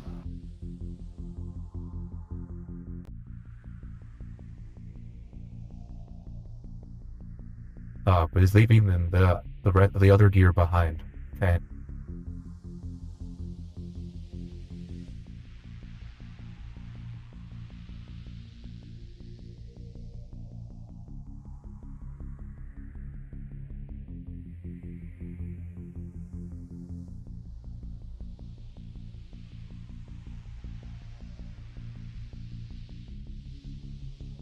Oh shit. Uh-oh.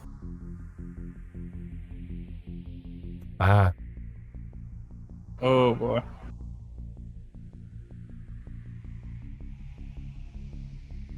The dad suspected it. Oh, he took the spirit pearl.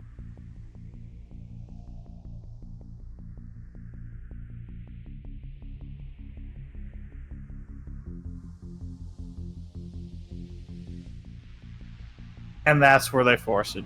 Yep. Even though he saved them. Prejudice still applies. It's like, wow, why do these humans and keep you condemning the people who save them? reinforced the racism. Yeah.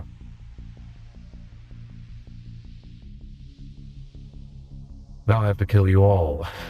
Oh no.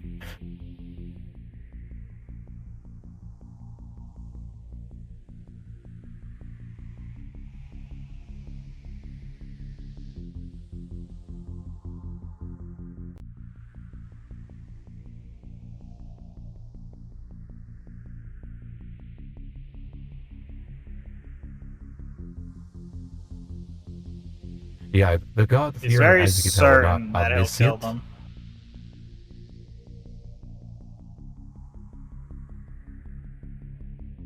Oh shit. Yeah, yeah. Now this is again tough spot. Yeah, to choose.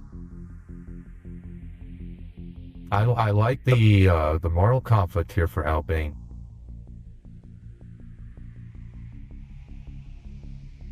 I mean, the people also made it easier by fucking doing that and saying that dumb shit.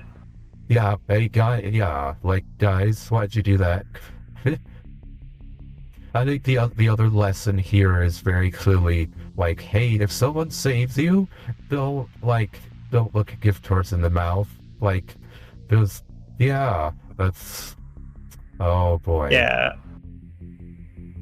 I wouldn't see why it's like, well, he's a dragon, he has to be evil. They imprisoned the other creatures. What about them makes them evil? Yeah. I don't get it. Oh my god, he's gonna drop a fucking ice island on him. Yeah. Well, I think the implication is they are as suspicious of dragons as they are of demons because they're not human. So there is also an undercurrent of, hey guys, bigotry is bad. Like, don't just hate something because it's different.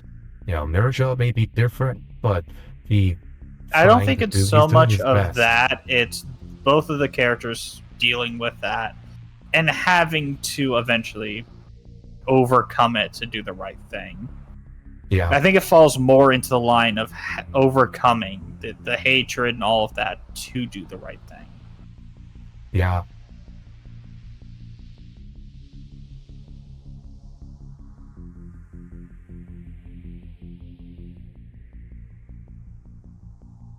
Ooh. The mount's gonna show him something.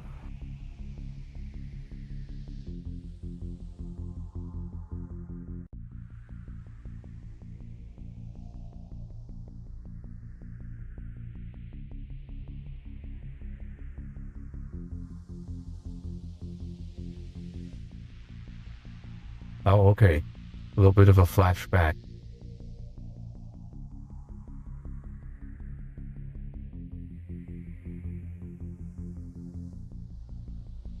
Otherwise?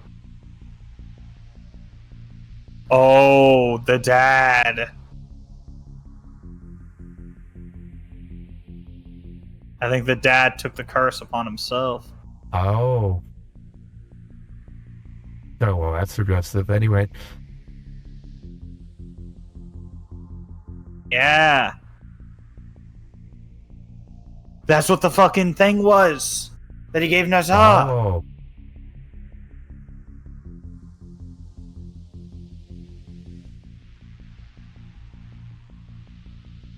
Dad is sacrificing himself to save Ne Zha. Again, I like that. I like that a lot.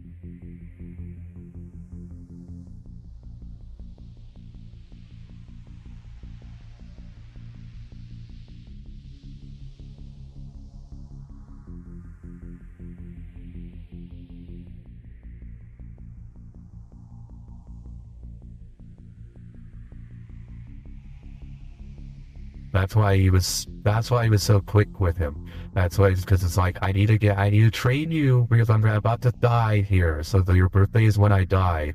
So yeah, trying to give you a good send off. That's a real shitty birthday present, Dad. Yeah, it's like, happy birthday, son. I'm dead.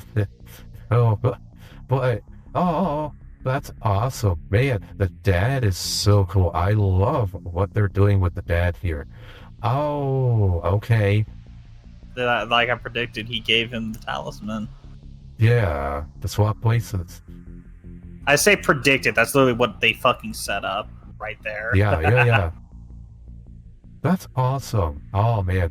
And of course, Ne Zha was like, oh, I accuse my dad of, like, you know, like, oh, yeah, okay, and that's not gonna work. The armor's impenetrable.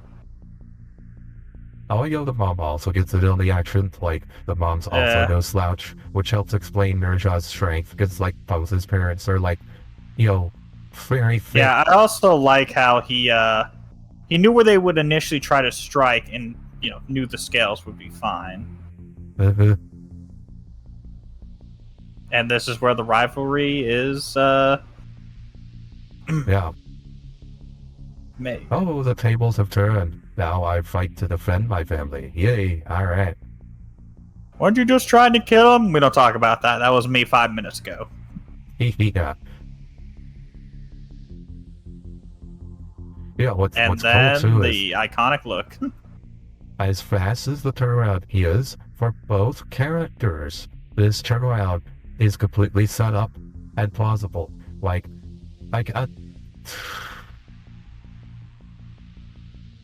yeah. And that's crashing Because down. it makes sense that, yeah, Al being faced with, like, having to betray his father, it's like, no, damn it, I have to do filial piety, I have to do right by my dad. So even though I don't want to because I owe a debt, I have to, because in the end, loyalty to my dad trumps the like that. But now Ne Zha is like, oh, no, like, I've been a bad son, I need to make up for that. And now, he's turned around. And it's like, and it makes sense, too. I love it. I really do. That was really good.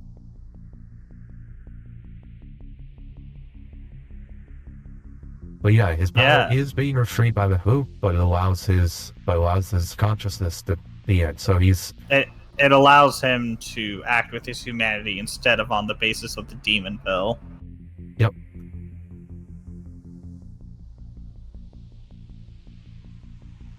Yeah, as Al being posited, he's not completely evil.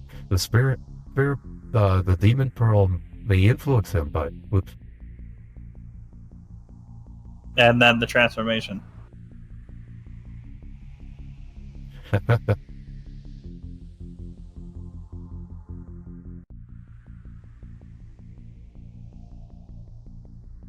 Oh boy, that's gonna come back to. And he's gonna end up beating the fuck out of his master.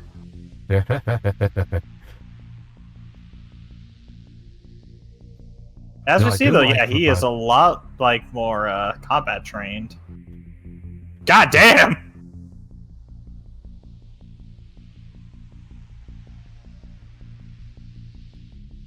Yeah, I do like that. While he's not as strong as Shin Bao, like he's not a complete slouch. He's not just there getting beat up all the time. Like he is able to block some of it.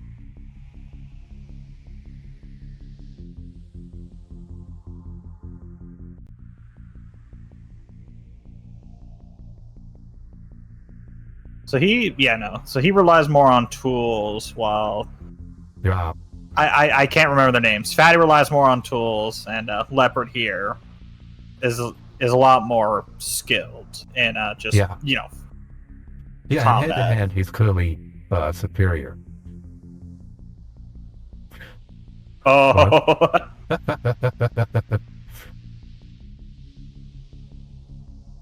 I actually and that's what he's looking for. Yeah, I actually saw this scene before. Okay, now in context, this is even funnier though. Oh man. Yeah. Because the other cool thing is with this as a Ne Zha 2, people have started looking at Ne Zha 1 more. Oh, that's a good moment. Oh, I like that. Yeah, like, not taking a. That's the moment he stabbed in the ass again. He fucked up. Why do you keep stabbing me in the butt?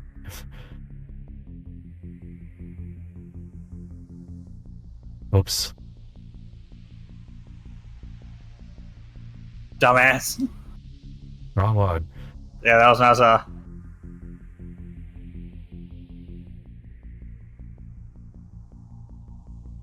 And there he goes. Yeah. Oh, wait. Oh, okay. There they go. And they're all going in. We'll all go together. Well, this is not a bad thing. It minimizes the collateral damage. Well, it depends who gets the paintbrush.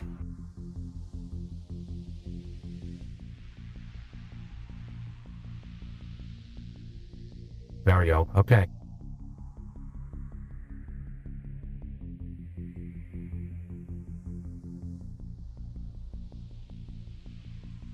Yeah, no, now it's a battle for the brush, because this is both a good and bad thing. Yeah. Yeah. Yeah, because from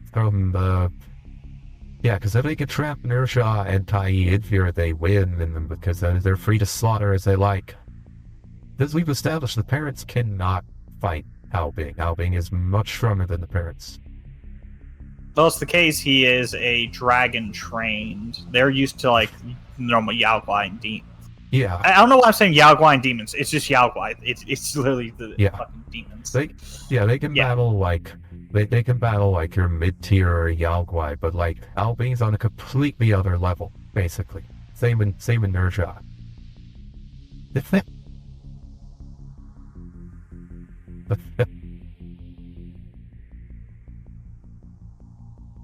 Bruh.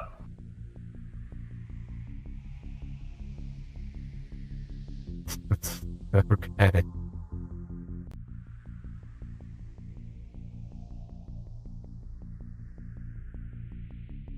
That's fair. Oh no!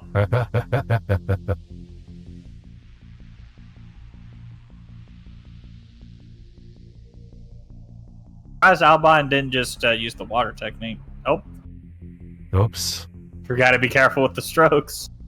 Yeah. It's like a ping ball. Yeah. Yeah, the humor, so, for those wondering, on, like, the humor, because, the fart jokes, and of course, the mucus stuff, that's actually fairly typical for a lot of, comedy in, like, Chinese. If you watch, like, some of the, everyone's watching this, I think it's all. I like that. If you watch something like the Hong Kong, criminal movies and stuff like that, when they do comedy stuff, yeah, despite China's high level of, scientific and mathematical sophistication and blah blah blah, comedy-wise, China actually leans pretty lowbrow. Like, slapstick is pretty common in Chinese comedy. Yeah, they just never really got sophisticated with the humor. I will say, no, Ne Zha just took it to the fucking... the same right to the spine. But, yep. Yeah, no. It's also the case the lowbrow humor is being used sparingly. Yeah. We're not getting constant bombardments of snot, puke, and fart jokes. Yes. That is also the other thing too. Oh god, he's taking his dragon form. Oh boy. I was actually worried going into this that it would have a lot of that, and yeah, no, just little bits here and there, which is fine. Something to give the kids a chuckle. It's okay. Yeah, no, it's the case. There's a lot of like, it's supposed to be kind of weird humor. Again, I'm gonna point your journey to the west. This is the main one I know. When they were fighting the black bear Yao Guai, the motherfucker repeatedly kept like taking breaks from the fight. It's like, nah, we'll fight later. I'm gonna go home and eat, and would just leave. And Wukong couldn't do shit. Oh, and he powered up. Yep, but now he's wearing it as a bracelet. So now, yeah, his humanity, he's got the more power, but the humanity can still guide it. So yeah, smart compromise. Don't remove it entirely. Yeah.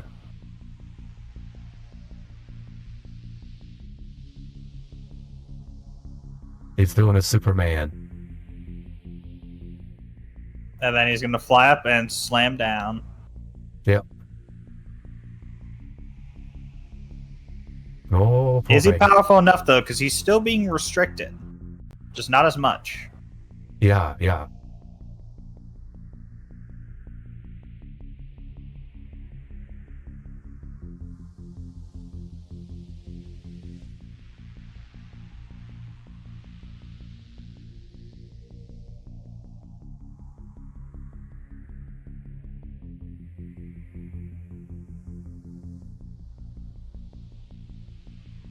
Oh, okay. Shit, he grew extra arms.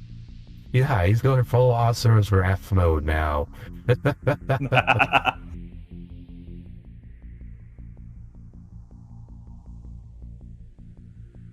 It's also the case he's taken one from, well, I guess this is his true father, the Chaos Orb, since it also did that.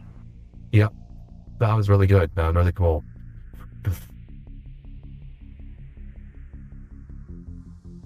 Oh, that's really... Oh, Lotus. Oh, it's a Lotus? Yeah, I was about to say Lotus. Yeah.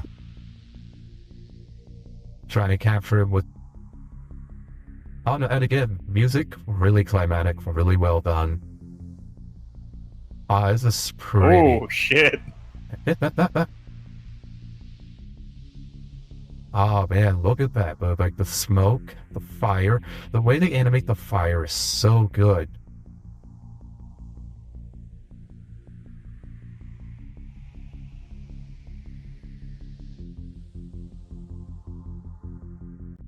Fish. Yay. Free fish.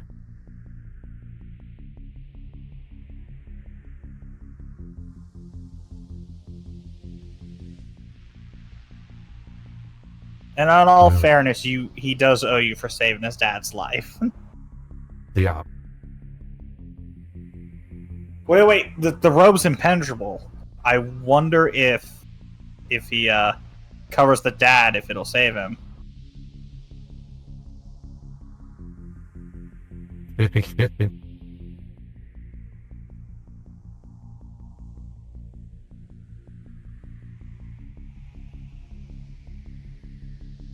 You control it. Your virtue, yeah.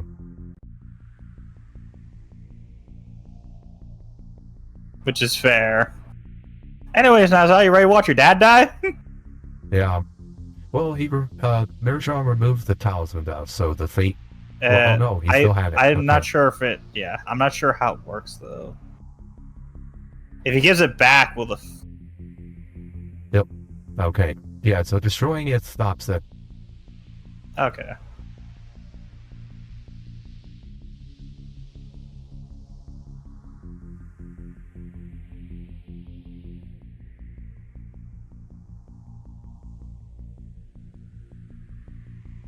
But yeah, everyone in town though knows that he saved them, so that's cool. Have fun in facing impending doom.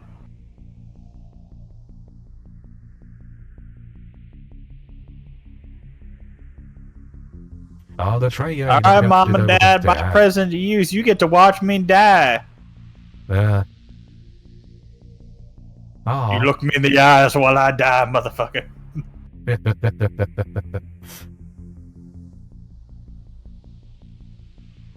Very sad. Yeah. I'm assuming our dragon dude's gonna use the scales. Possibly. I'm curious. Yeah, I am curious. They said it was impenetrable. Yeah, I mean, that seems to be the obvious setup. I'm curious, like, are they gonna go that route, or is they gonna think something else?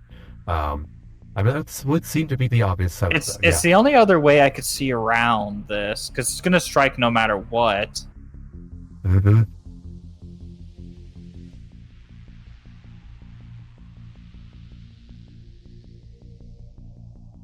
Yeah, because even the because this can't be stopped. Nobody can break the spell.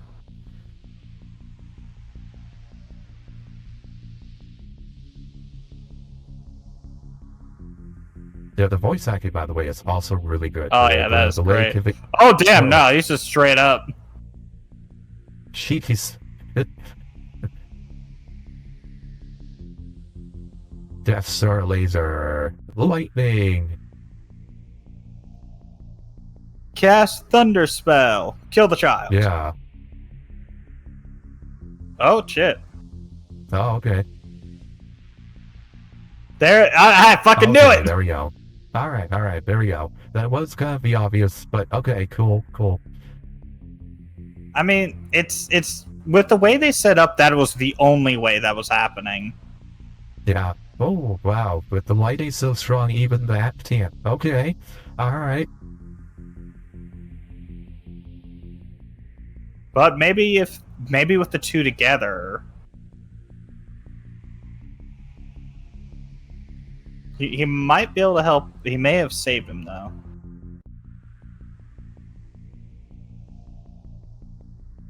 Well, I like this. You know, helping is like, hey, you're my friend. I'm gonna try to help you.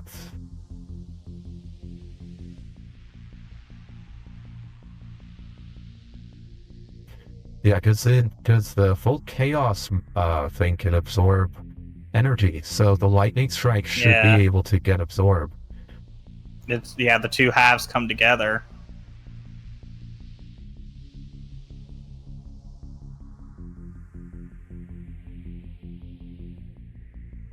You get to watch the Big Bang. Oh, okay.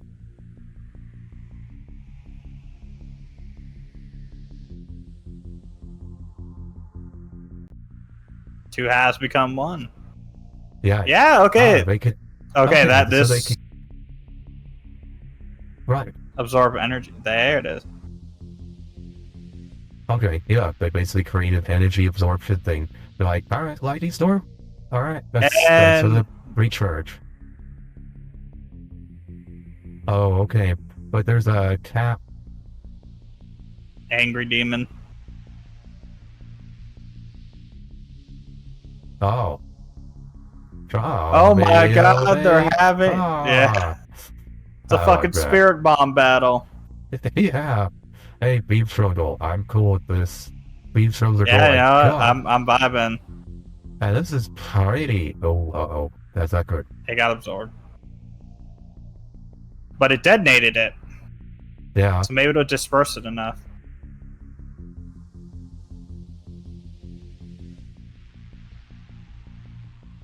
Oh. Oh, shit! Okay. The master sacrifices himself. He's doing the right thing, yeah. See... Now, he's gonna have it shield them. Yeah. And this further distinguishes, like, why is he considered...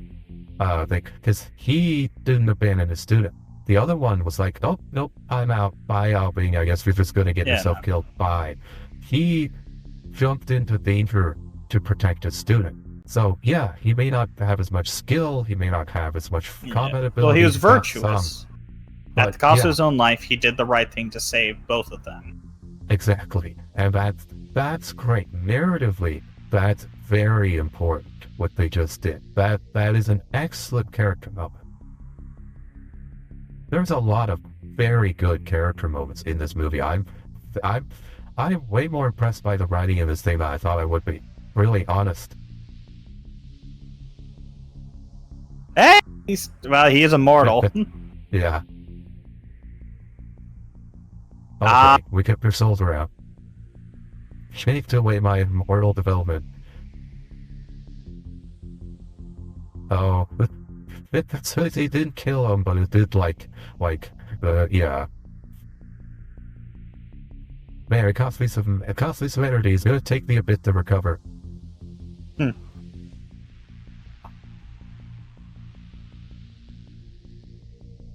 Hey, y'all finally fucking learned. Yeah. Hey, maybe you should actually respect the people who save us from death instead of, That's the first change fate.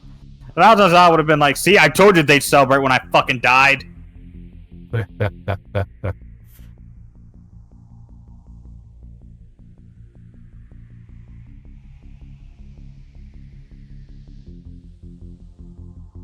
Okay, that was nice. Oh. Really? It's already over? Yeah. That did not feel like 2 hours. Yeah, well, I mean, hour 40, another 10 minutes of credits here. Still, that didn't feel long. No, it flowed really well. So, the pacing was very good on this film. Wow. Here, let me jump forward a little bit. Oh, here, let me see if there's any, and then the Jade Emperor descended from the heavens with an iPad. Okay. There we go, mid-credits. Oh, the fucking... the Yaksha. What is the signal?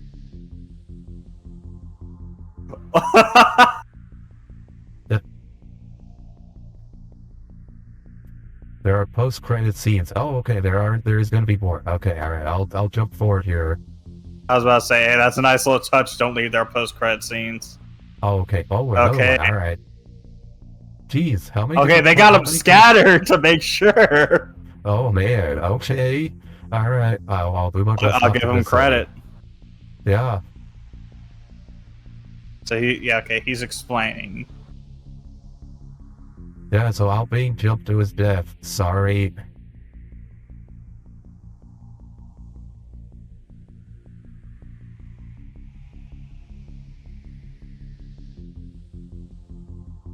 But the dragons are going to be coming for blood.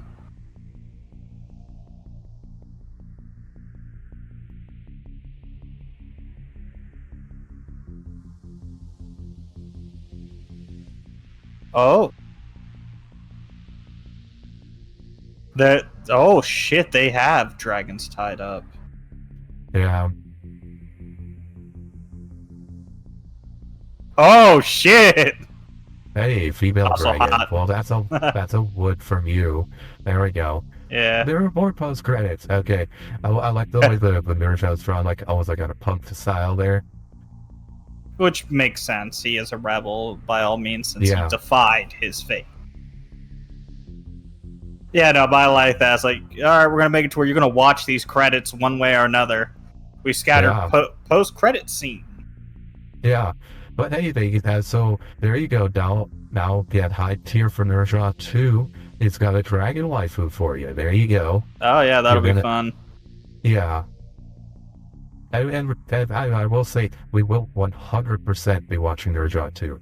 I'm gonna flat out say, if it wasn't for me being if you guys didn't get the hint from me being impressed of how quick the movie felt like it went, this was a good watch.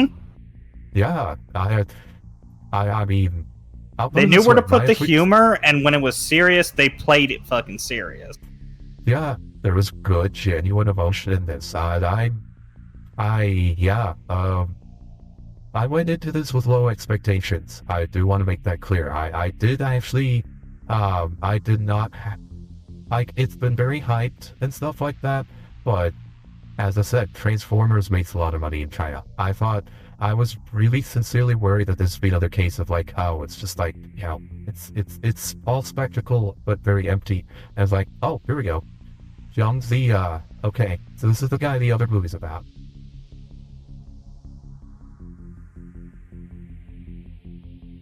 Oh, shit. Nice. The war to seal the gods away, okay. Okay. Okay, so we're safe now. Ne Zha didn't come to warn us. Yeah. Okay. So now I do also have Zhangzia. We will watch that one as well.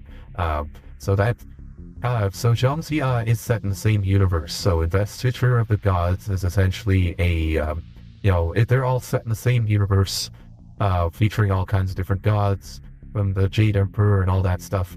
So yeah, Ne Zha is just one of many. Alright, so that... Oops. Uh-oh. Oh no, it closed out? Seriously? Oh, it's closed. Alright, hold on. Let me...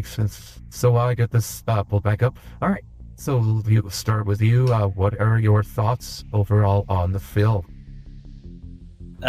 Very enjoyable, and like you said, and as I saw, pacing was really good, and I had good hopes for this. It did not disappoint. When it went, English hard, and it's the only thing I fucking speak. But yeah, no. Once you said it was Chinese, like anything Eastern, my hopes go up a bit, because they usually don't tend to disappoint because they don't go with the stupid woke shit. Because for some reason they understand that the people who whine and complain about that aren't the ones who are going to buy your product. They'll whine and complain, see you did, and be like, good, I'm going to go to the next fucking thing. So you make shitty products for them that nobody wants, and then wonder why nothing does good. While in this, you told a good story, you had a strong female character with some flaws, who wasn't Mrs. Fix-It-All because I have titties.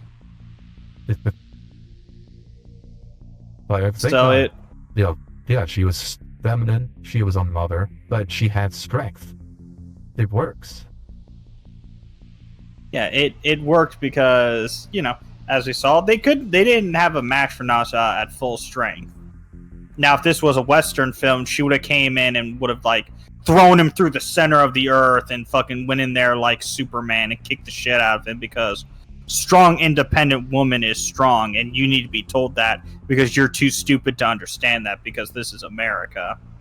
Yeah, well, I know I live here, but it's just in case. I've gotten tired of modern fucking movies in America. Well, yeah, I would say closer to how it would be done, though, like, because if this was done, say, by Disney, the most common thing they would do is emasculate the father.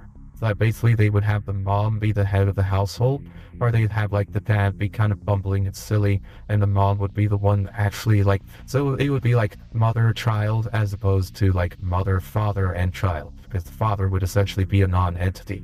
Whereas here, most of the real sacrifice, the attempted sacrifice, was on the father's behalf, which was a really good turn, plot twist-wise. I didn't see that coming either. So that would be the main thing. If Disney was making you to be the mom making the sacrifice, not the dad, which would be completely opposite of what is normal for Chinese tradition too. They also would they'd also race swap Ne Zha to something else because we need our token characters. Yeah, well, actually, Al Bing would probably be something else. Yeah, because you think that's going to stop them? The good-looking one. So the good-looking one. All right, we can't have the good-looking one be light skin. No, they will almost certainly not allow that. Yeah, but anyway, like I said, I had higher hopes for it. It did not disappoint, and overall, yeah, no, I liked it. It's a fable tale of one of the gods. Ne Zha. I don't know what they're the god of exactly, but they're making the story digestible. Yeah. Which I feel like I would love to see them do Journey to the West. I feel like that'd be a really nice fucking thing. Yeah, same. I think they're building up to it. I think the studio is building up to it. Because, again, they just made $2 billion on one book. They spent $80 million. I got $2 billion in the bag. That's enough, like, even if all their subsequent movies just break even, that's enough for, 20 films of $80 million each. So... Yeah, surprising what happens when that $80 million is spent on actual good quality, instead of we're just gonna have star power and then have some shitty fucking, bland message that everybody knows, or the movie's just gonna be shit. It's... Yeah. Oh, you make a good product, you make money. Surprising. Yeah. By the way, I should mention the budget for Ne Zha 1, the first movie here. This was a $22 million film. That's it. That's only $22 million. And the animation on this is good. Like, this is solid animation. Great facial expressions. The fire, the water, the mist, everything is splendidly done. Very creative designs. They put real effort for $22 million. This is an incredible level of quality for $22 million. So yeah, that's crazy. I mean, Inside Out 2 made $1.6 billion, but also cost Disney like $200 million to make. So the profit ratio for that was actually way worse than Ne Zha 2, which made, again, 1.6 versus 2 billion. Yeah, it made more, but the profit margin was all the higher. Like, the profit ratio was higher. I mean, because 200 million spent, 1.6 made. That's an 8 times multiplier. 80 million made versus, well, look here, let's compare the first one. 22 million made, 750 million made. 22 million spent, 750 made. That's not an 8 times multiplier. That's way higher. That's a 30 times multiplier. And now you go with the sequel, and it's still like a 20-something multiplier. So Disney's like number one. They only made 8 times the budget on profit, whereas Ne Zha here is racking up 30 times, 20 times what they spent. They're getting it back. That's way smarter. That's a much smarter investment, smarter budgeting. It shows that their planning is superior as well. They took 6 years too. Like, the gap between Ne Zha 1 and 2 is 6 years. So they took their time and they delivered quality, and it paid off. And Disney, meanwhile, just proofs them out like year after year with no regard for quality control or giving proper time to let things cook and properly mature. There you go. There's a contrast between how the studios work. And good on the Chinese studio for giving it the time it needs and perfecting it, and not turning out a shoddy product just because for a fast buck. I hope they don't evolve into that. Obviously, now, there are Chinese movies that are just pooped out for a quick buck. Hong Kong cinema had tons of those, so that I'm not saying that doesn't happen in the East, it does, but they're not doing it here, and that's what I'm complimenting. So the reason I like the East more is just I feel like you will find more quality there than you will here. A lot of the shit, I know I keep coming back to it, but it's genuinely been ruining a lot of shit. It's that whole we gotta have trans fucking people in it so they're represented. We gotta have black people in it so they're represented. It's not about a story than it is a checklist of how many minorities can fit into it, and how can we make it that, insert fucking thing is bad, and then here's the movie, hope you enjoy it. They also aren't willing to take risk. Everything is played so fucking safe. Yes, that's the main problem with the mainstream Hollywood is they don't want to create new IPs, because new IPs are risky. There is a risk that no IP no one will show up for it. We saw it with Titan AE, for example, which is not a great animated film, but it tried something new and it flopped, and with it took, Fox Animation ceased to exist. Fox did, the studio that was making animation there went bankrupt due to Titan AE not doing too well. So there is always a risk with that, and Hollywood is just very risk averse right now. We see that as well with Zaslav and his decisions. The Wonder Woman video game, it was being made by Monolith. The problem is, as we're now finding out, Monolith had made some wonderful games, Fear and the two Lord of the Rings games. The problem is the current day Monolith, a lot of the old, similar to Obsidian, the old timers who know what they're doing left, and so you had a bunch of new people who were not nearly as good, and so the Wonder Woman game they were making just wasn't up to snuff. According to insider reports, it was hot garbage, and Zazav's like, nope, cut it. We are not spending $100 million, $200 million on this game that's gonna flop and ruin the Wonder Woman brand. So you're all fired, you're gone. You've wasted enough time and money. Unfortunately, he had to close Rocksteady, which produced that god-awful Suicide Squad game. That one needs to, get cut and reassessed, but we'll see. That's sunken cost fallacy there. They're never going to close that. Yeah, not till the day they go bankrupt. Zaslav is pretty ruthless. It's a little more ruthless than I prefer, the Coyote versus Acme. I think should have been released. I do disagree with some of his calls, but he's pretty ruthless. If they were, then they would have cut that shit after seeing the reception for it and the fact that they keep grinding out content for a game nobody fucking wants to play, nobody likes.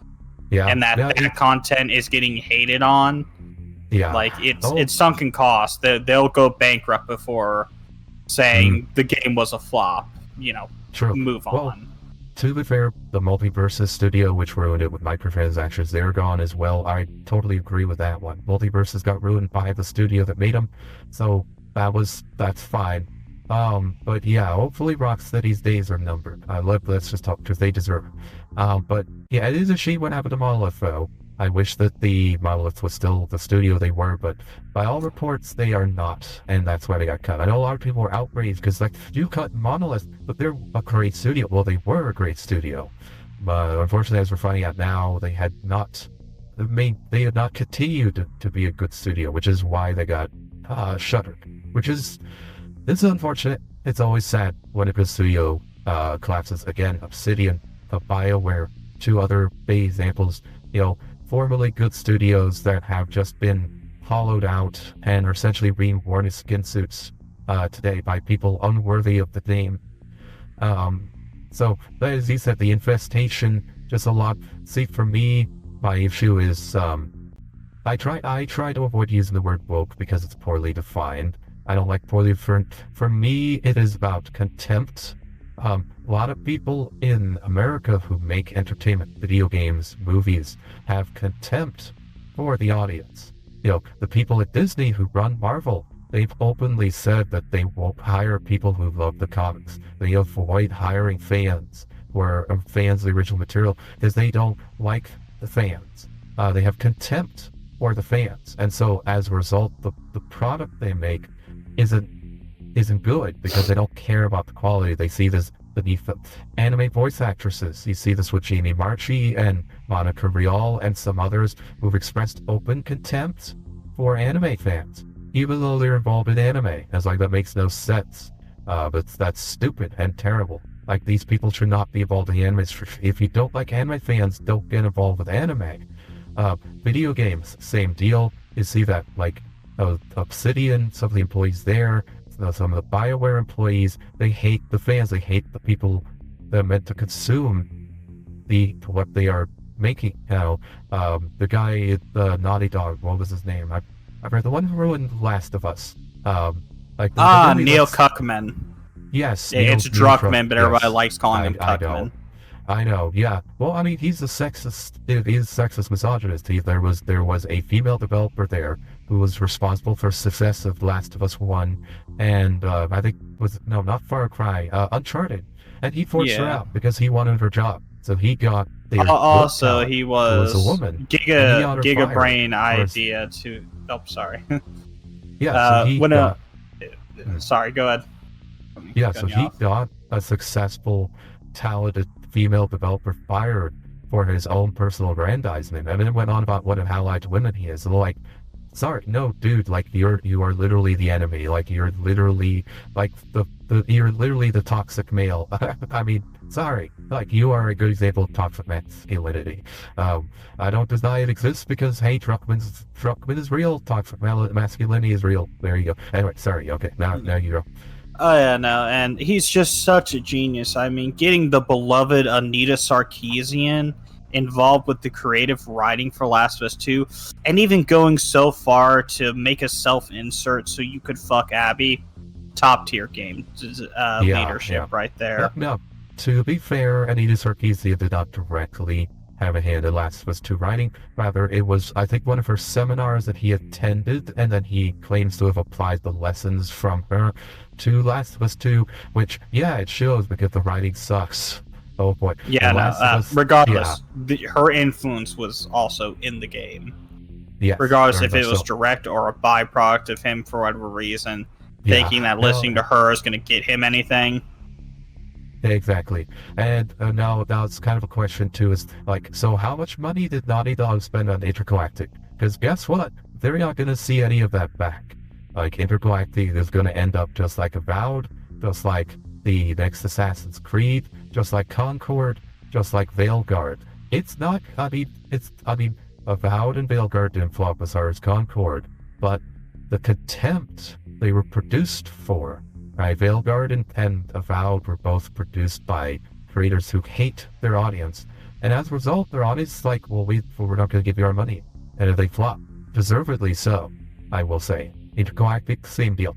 Now, let's flip that around. Let's look at what Chinese producers have. So, here with Ne Zha, this movie was made very clearly by people with reverence for their source material. Investiture. This was written by and produced by people who respect where the original stories. They want to have their own adaptation, their own spin. You could tell, they played around with it a bit. It's a remix, but it's a respectful remix. It's a respectful take, and they care about their audience. They know who their target audience is, young boys, and the whole movie is geared towards young boys. You could show this to a young boy, and they would get a lot of positives out of this.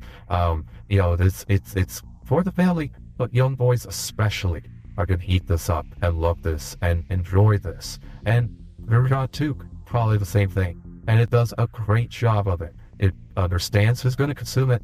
It appeals to those who are going to consume for it. And it's good. It's not empty. This is not there's more to this film than just spectacle, which is what I was worried about. So as a Dieselitis hopes up on this because like, oh, it's Asian made. Okay, it's not going to insult me. Right, yeah. Now, in my case, I should clarify, the reason I had reservations about the film is Chinese consumers, Chinese moviegoers do have an unfortunate history of, oh hey, great fight scenes, we're gonna watch this and make it popular. Again, Bayformers, the Michael Bay Transformers, it's popular in China. Why? Because cool fight scenes, giant robots slamming into each other.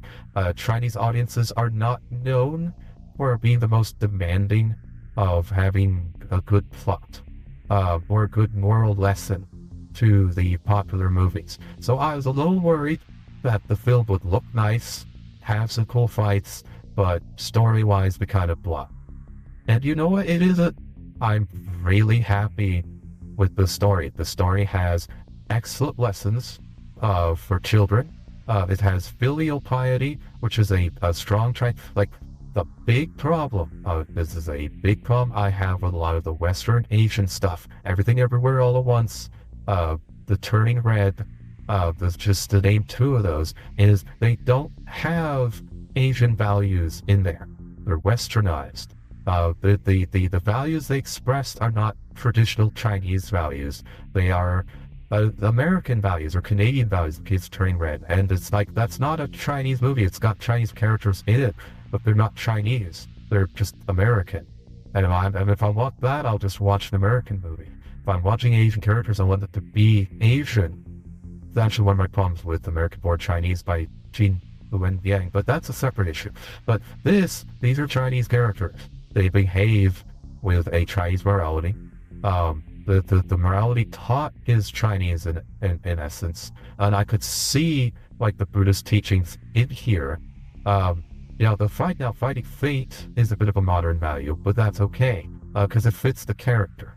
But at the same time, respect for parents, respect for a life debt, trying to see the good in somebody, even if they're like destined to be evil. These are very classical Asian virtues that I see in this, and I respect and I appreciate that the movie has that. And again, it's well paced. The character animation is wonderful. The voice acting is wonderful. This movie deserved a success, and I am very much looking forward to the sequel. And this was not the empty spectacle that I feared it might be. So whereas Diesel was just like, please give me something that isn't insulting, I was hoping for something. I guess I had higher standards, and it met them. And good job, movie. Good, very good. This is what an animated Asian movie should be. Oh yes, that's right. So Disney's Mulan. I don't like Disney's Mulan.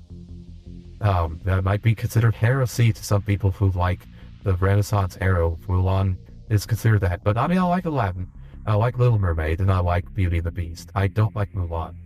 The live action Mulan is also heresy in my book.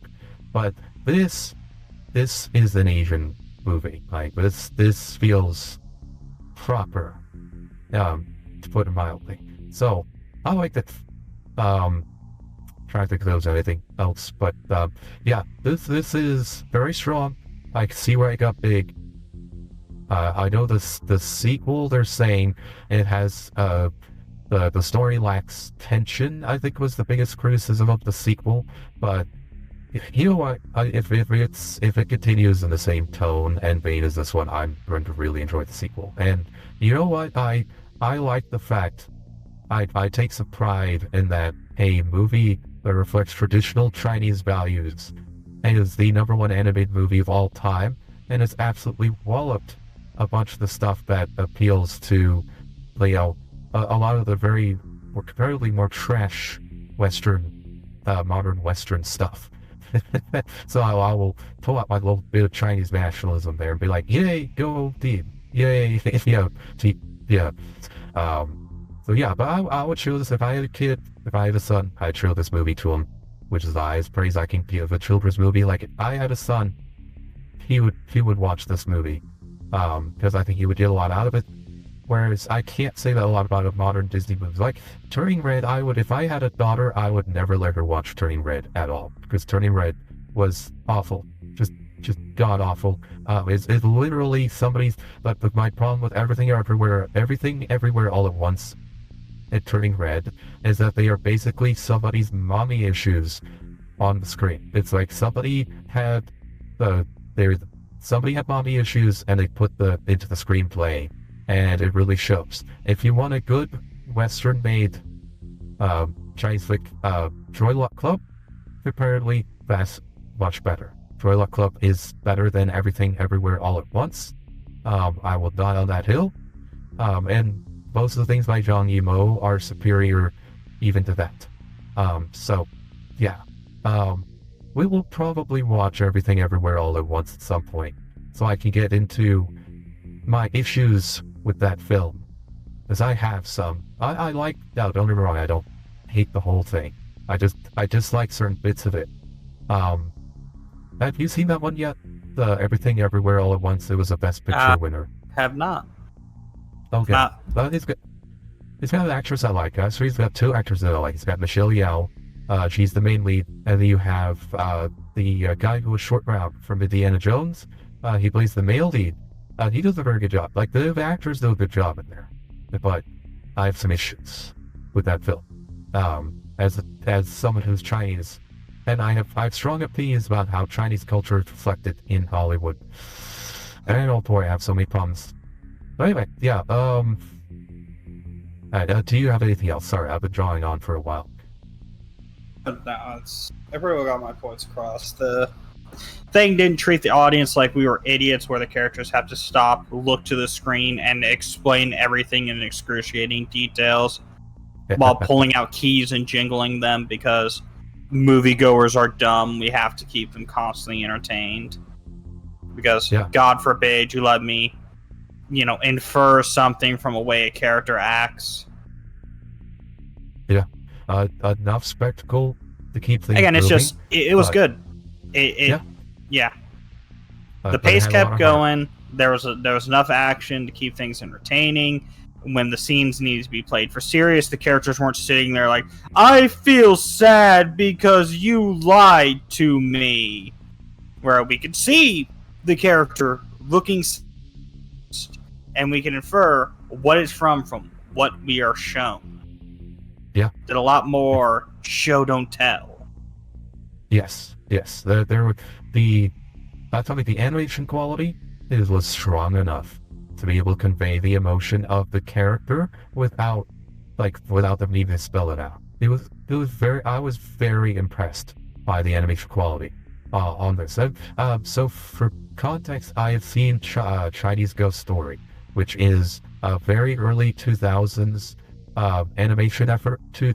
It's pretty bad. We might watch it at some point just to document how far Chinese animation has come. That was one of the first Western releases of a Chinese animation, and it was known at the time for hey, China's finally starting to do cartoons. Woohoo! Let's watch this one. Oh wow, that wasn't very good, but at least they're trying.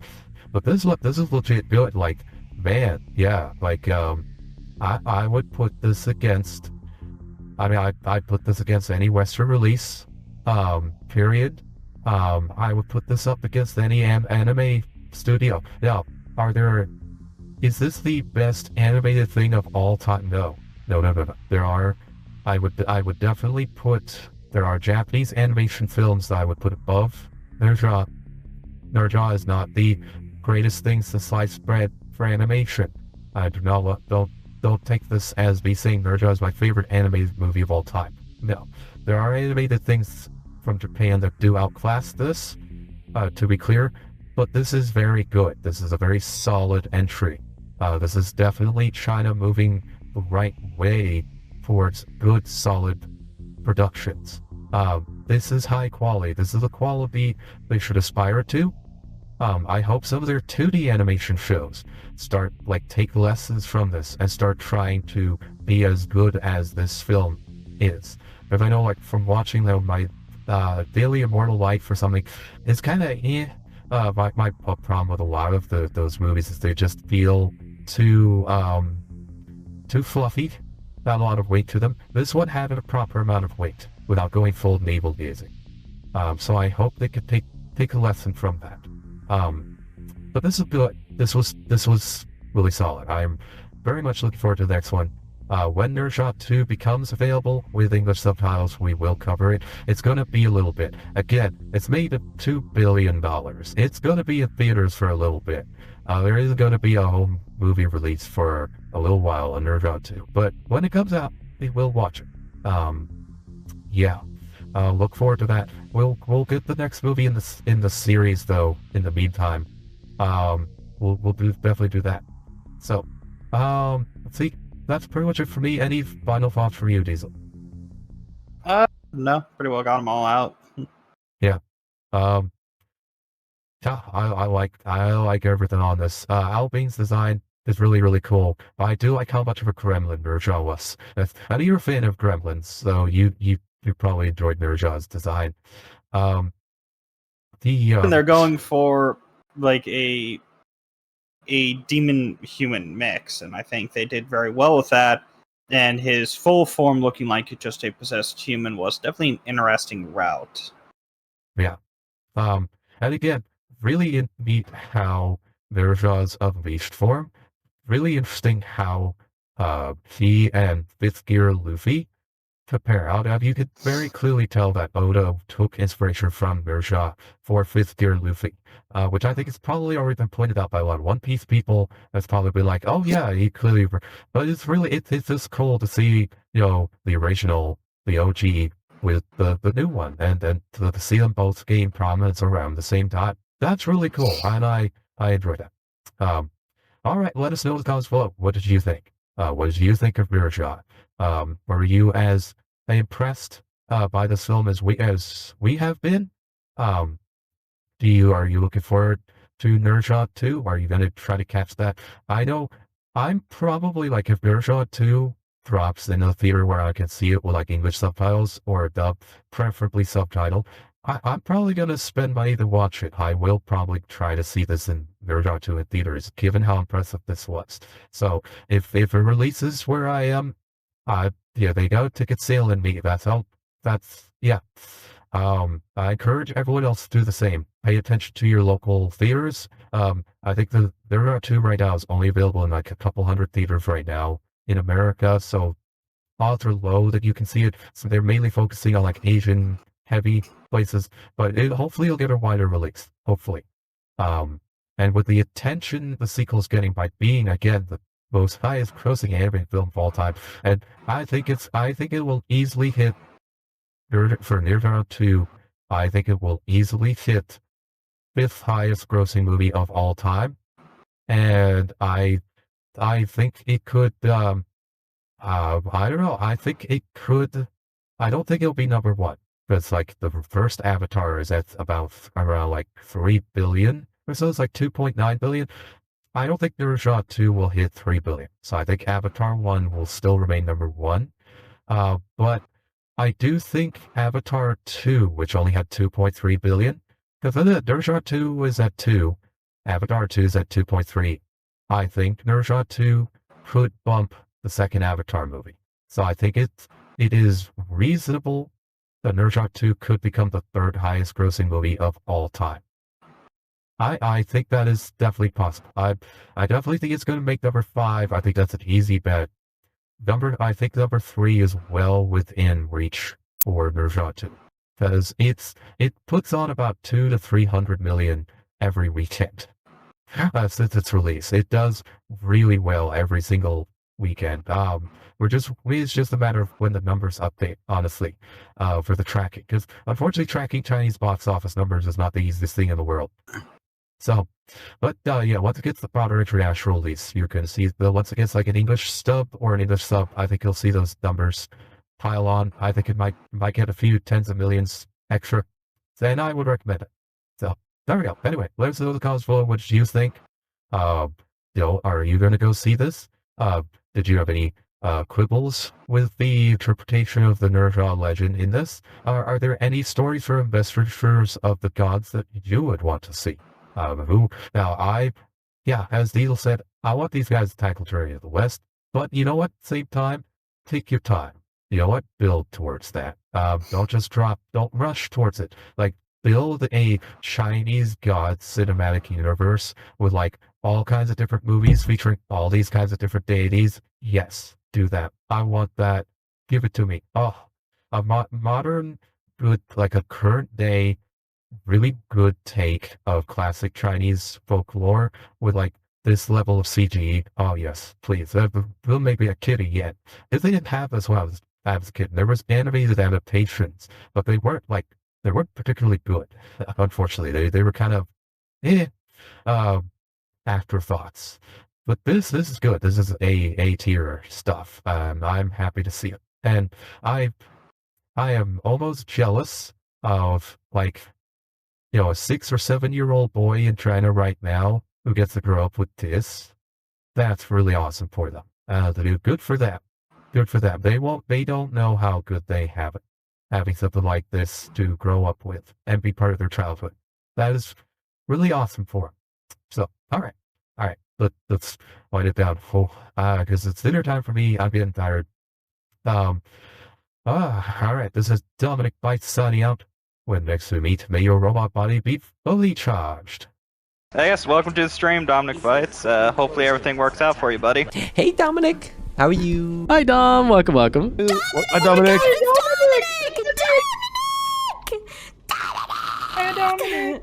Hi Dominic. Sorry guys, Dominic is a friend of ours. Hey Dominic Bytes, welcome. Welcome on by. Hey, Dominic, how you doing? Hello, Dominic. Hi there, Dominic. How's it going? Hello Dominic. Hello. How you doing? Hi there, Dominic. Hi, Dominic. How are you? Lovely to see you. I immediately get very kind of cocky, arrogant, mischievous vibes from them. Yeah.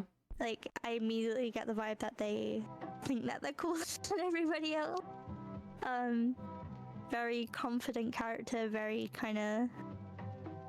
You cannot question what they do because they're not gonna abide by your expectations. Kind of like an outlaw of a character too. They don't fit in, and maybe they're kind of more on the villainous side because of that. So Chuni again? I think so. I think so, especially with the glowing eye and the peace sign around it. It just screams Chuni. Hey Dom, how's it going? Hello Dom, how's it going? Welcome. Howdy. Hey Dom, so good to see you. Hi. Hi Dominic, how you doing? Hi Dominic Bytes. Hey Dominic, how you doing? Hi. Hi Dominic, what's up? How are you doing today, Dominic? Dom, thank you. Yo Dominic, welcome on in. Yo Tier, welcome. How are you doing? It's good to see you. Happy New Year. Dominic, good morning. Hi there. Hi Dominic. Hey. Hello, Dom. How you doing? Hi there, Dominic. Hi Dominic, how you doing? What's up, Dominic? How are you, man? Dominic, thank you. Can you stop slamming shit? Hey Dominic. Dominic Bytes, hello, welcome back. I cannot read names right now. So the last one, with the more blue picture, for sure number one. The last Chuni we did, yeah, 100% number one. Dominic Bytes. Oh, it's you. Oh dear Dominic Bytes, let's just say there are certain positions we could explore together that would make even the most advanced AI blush.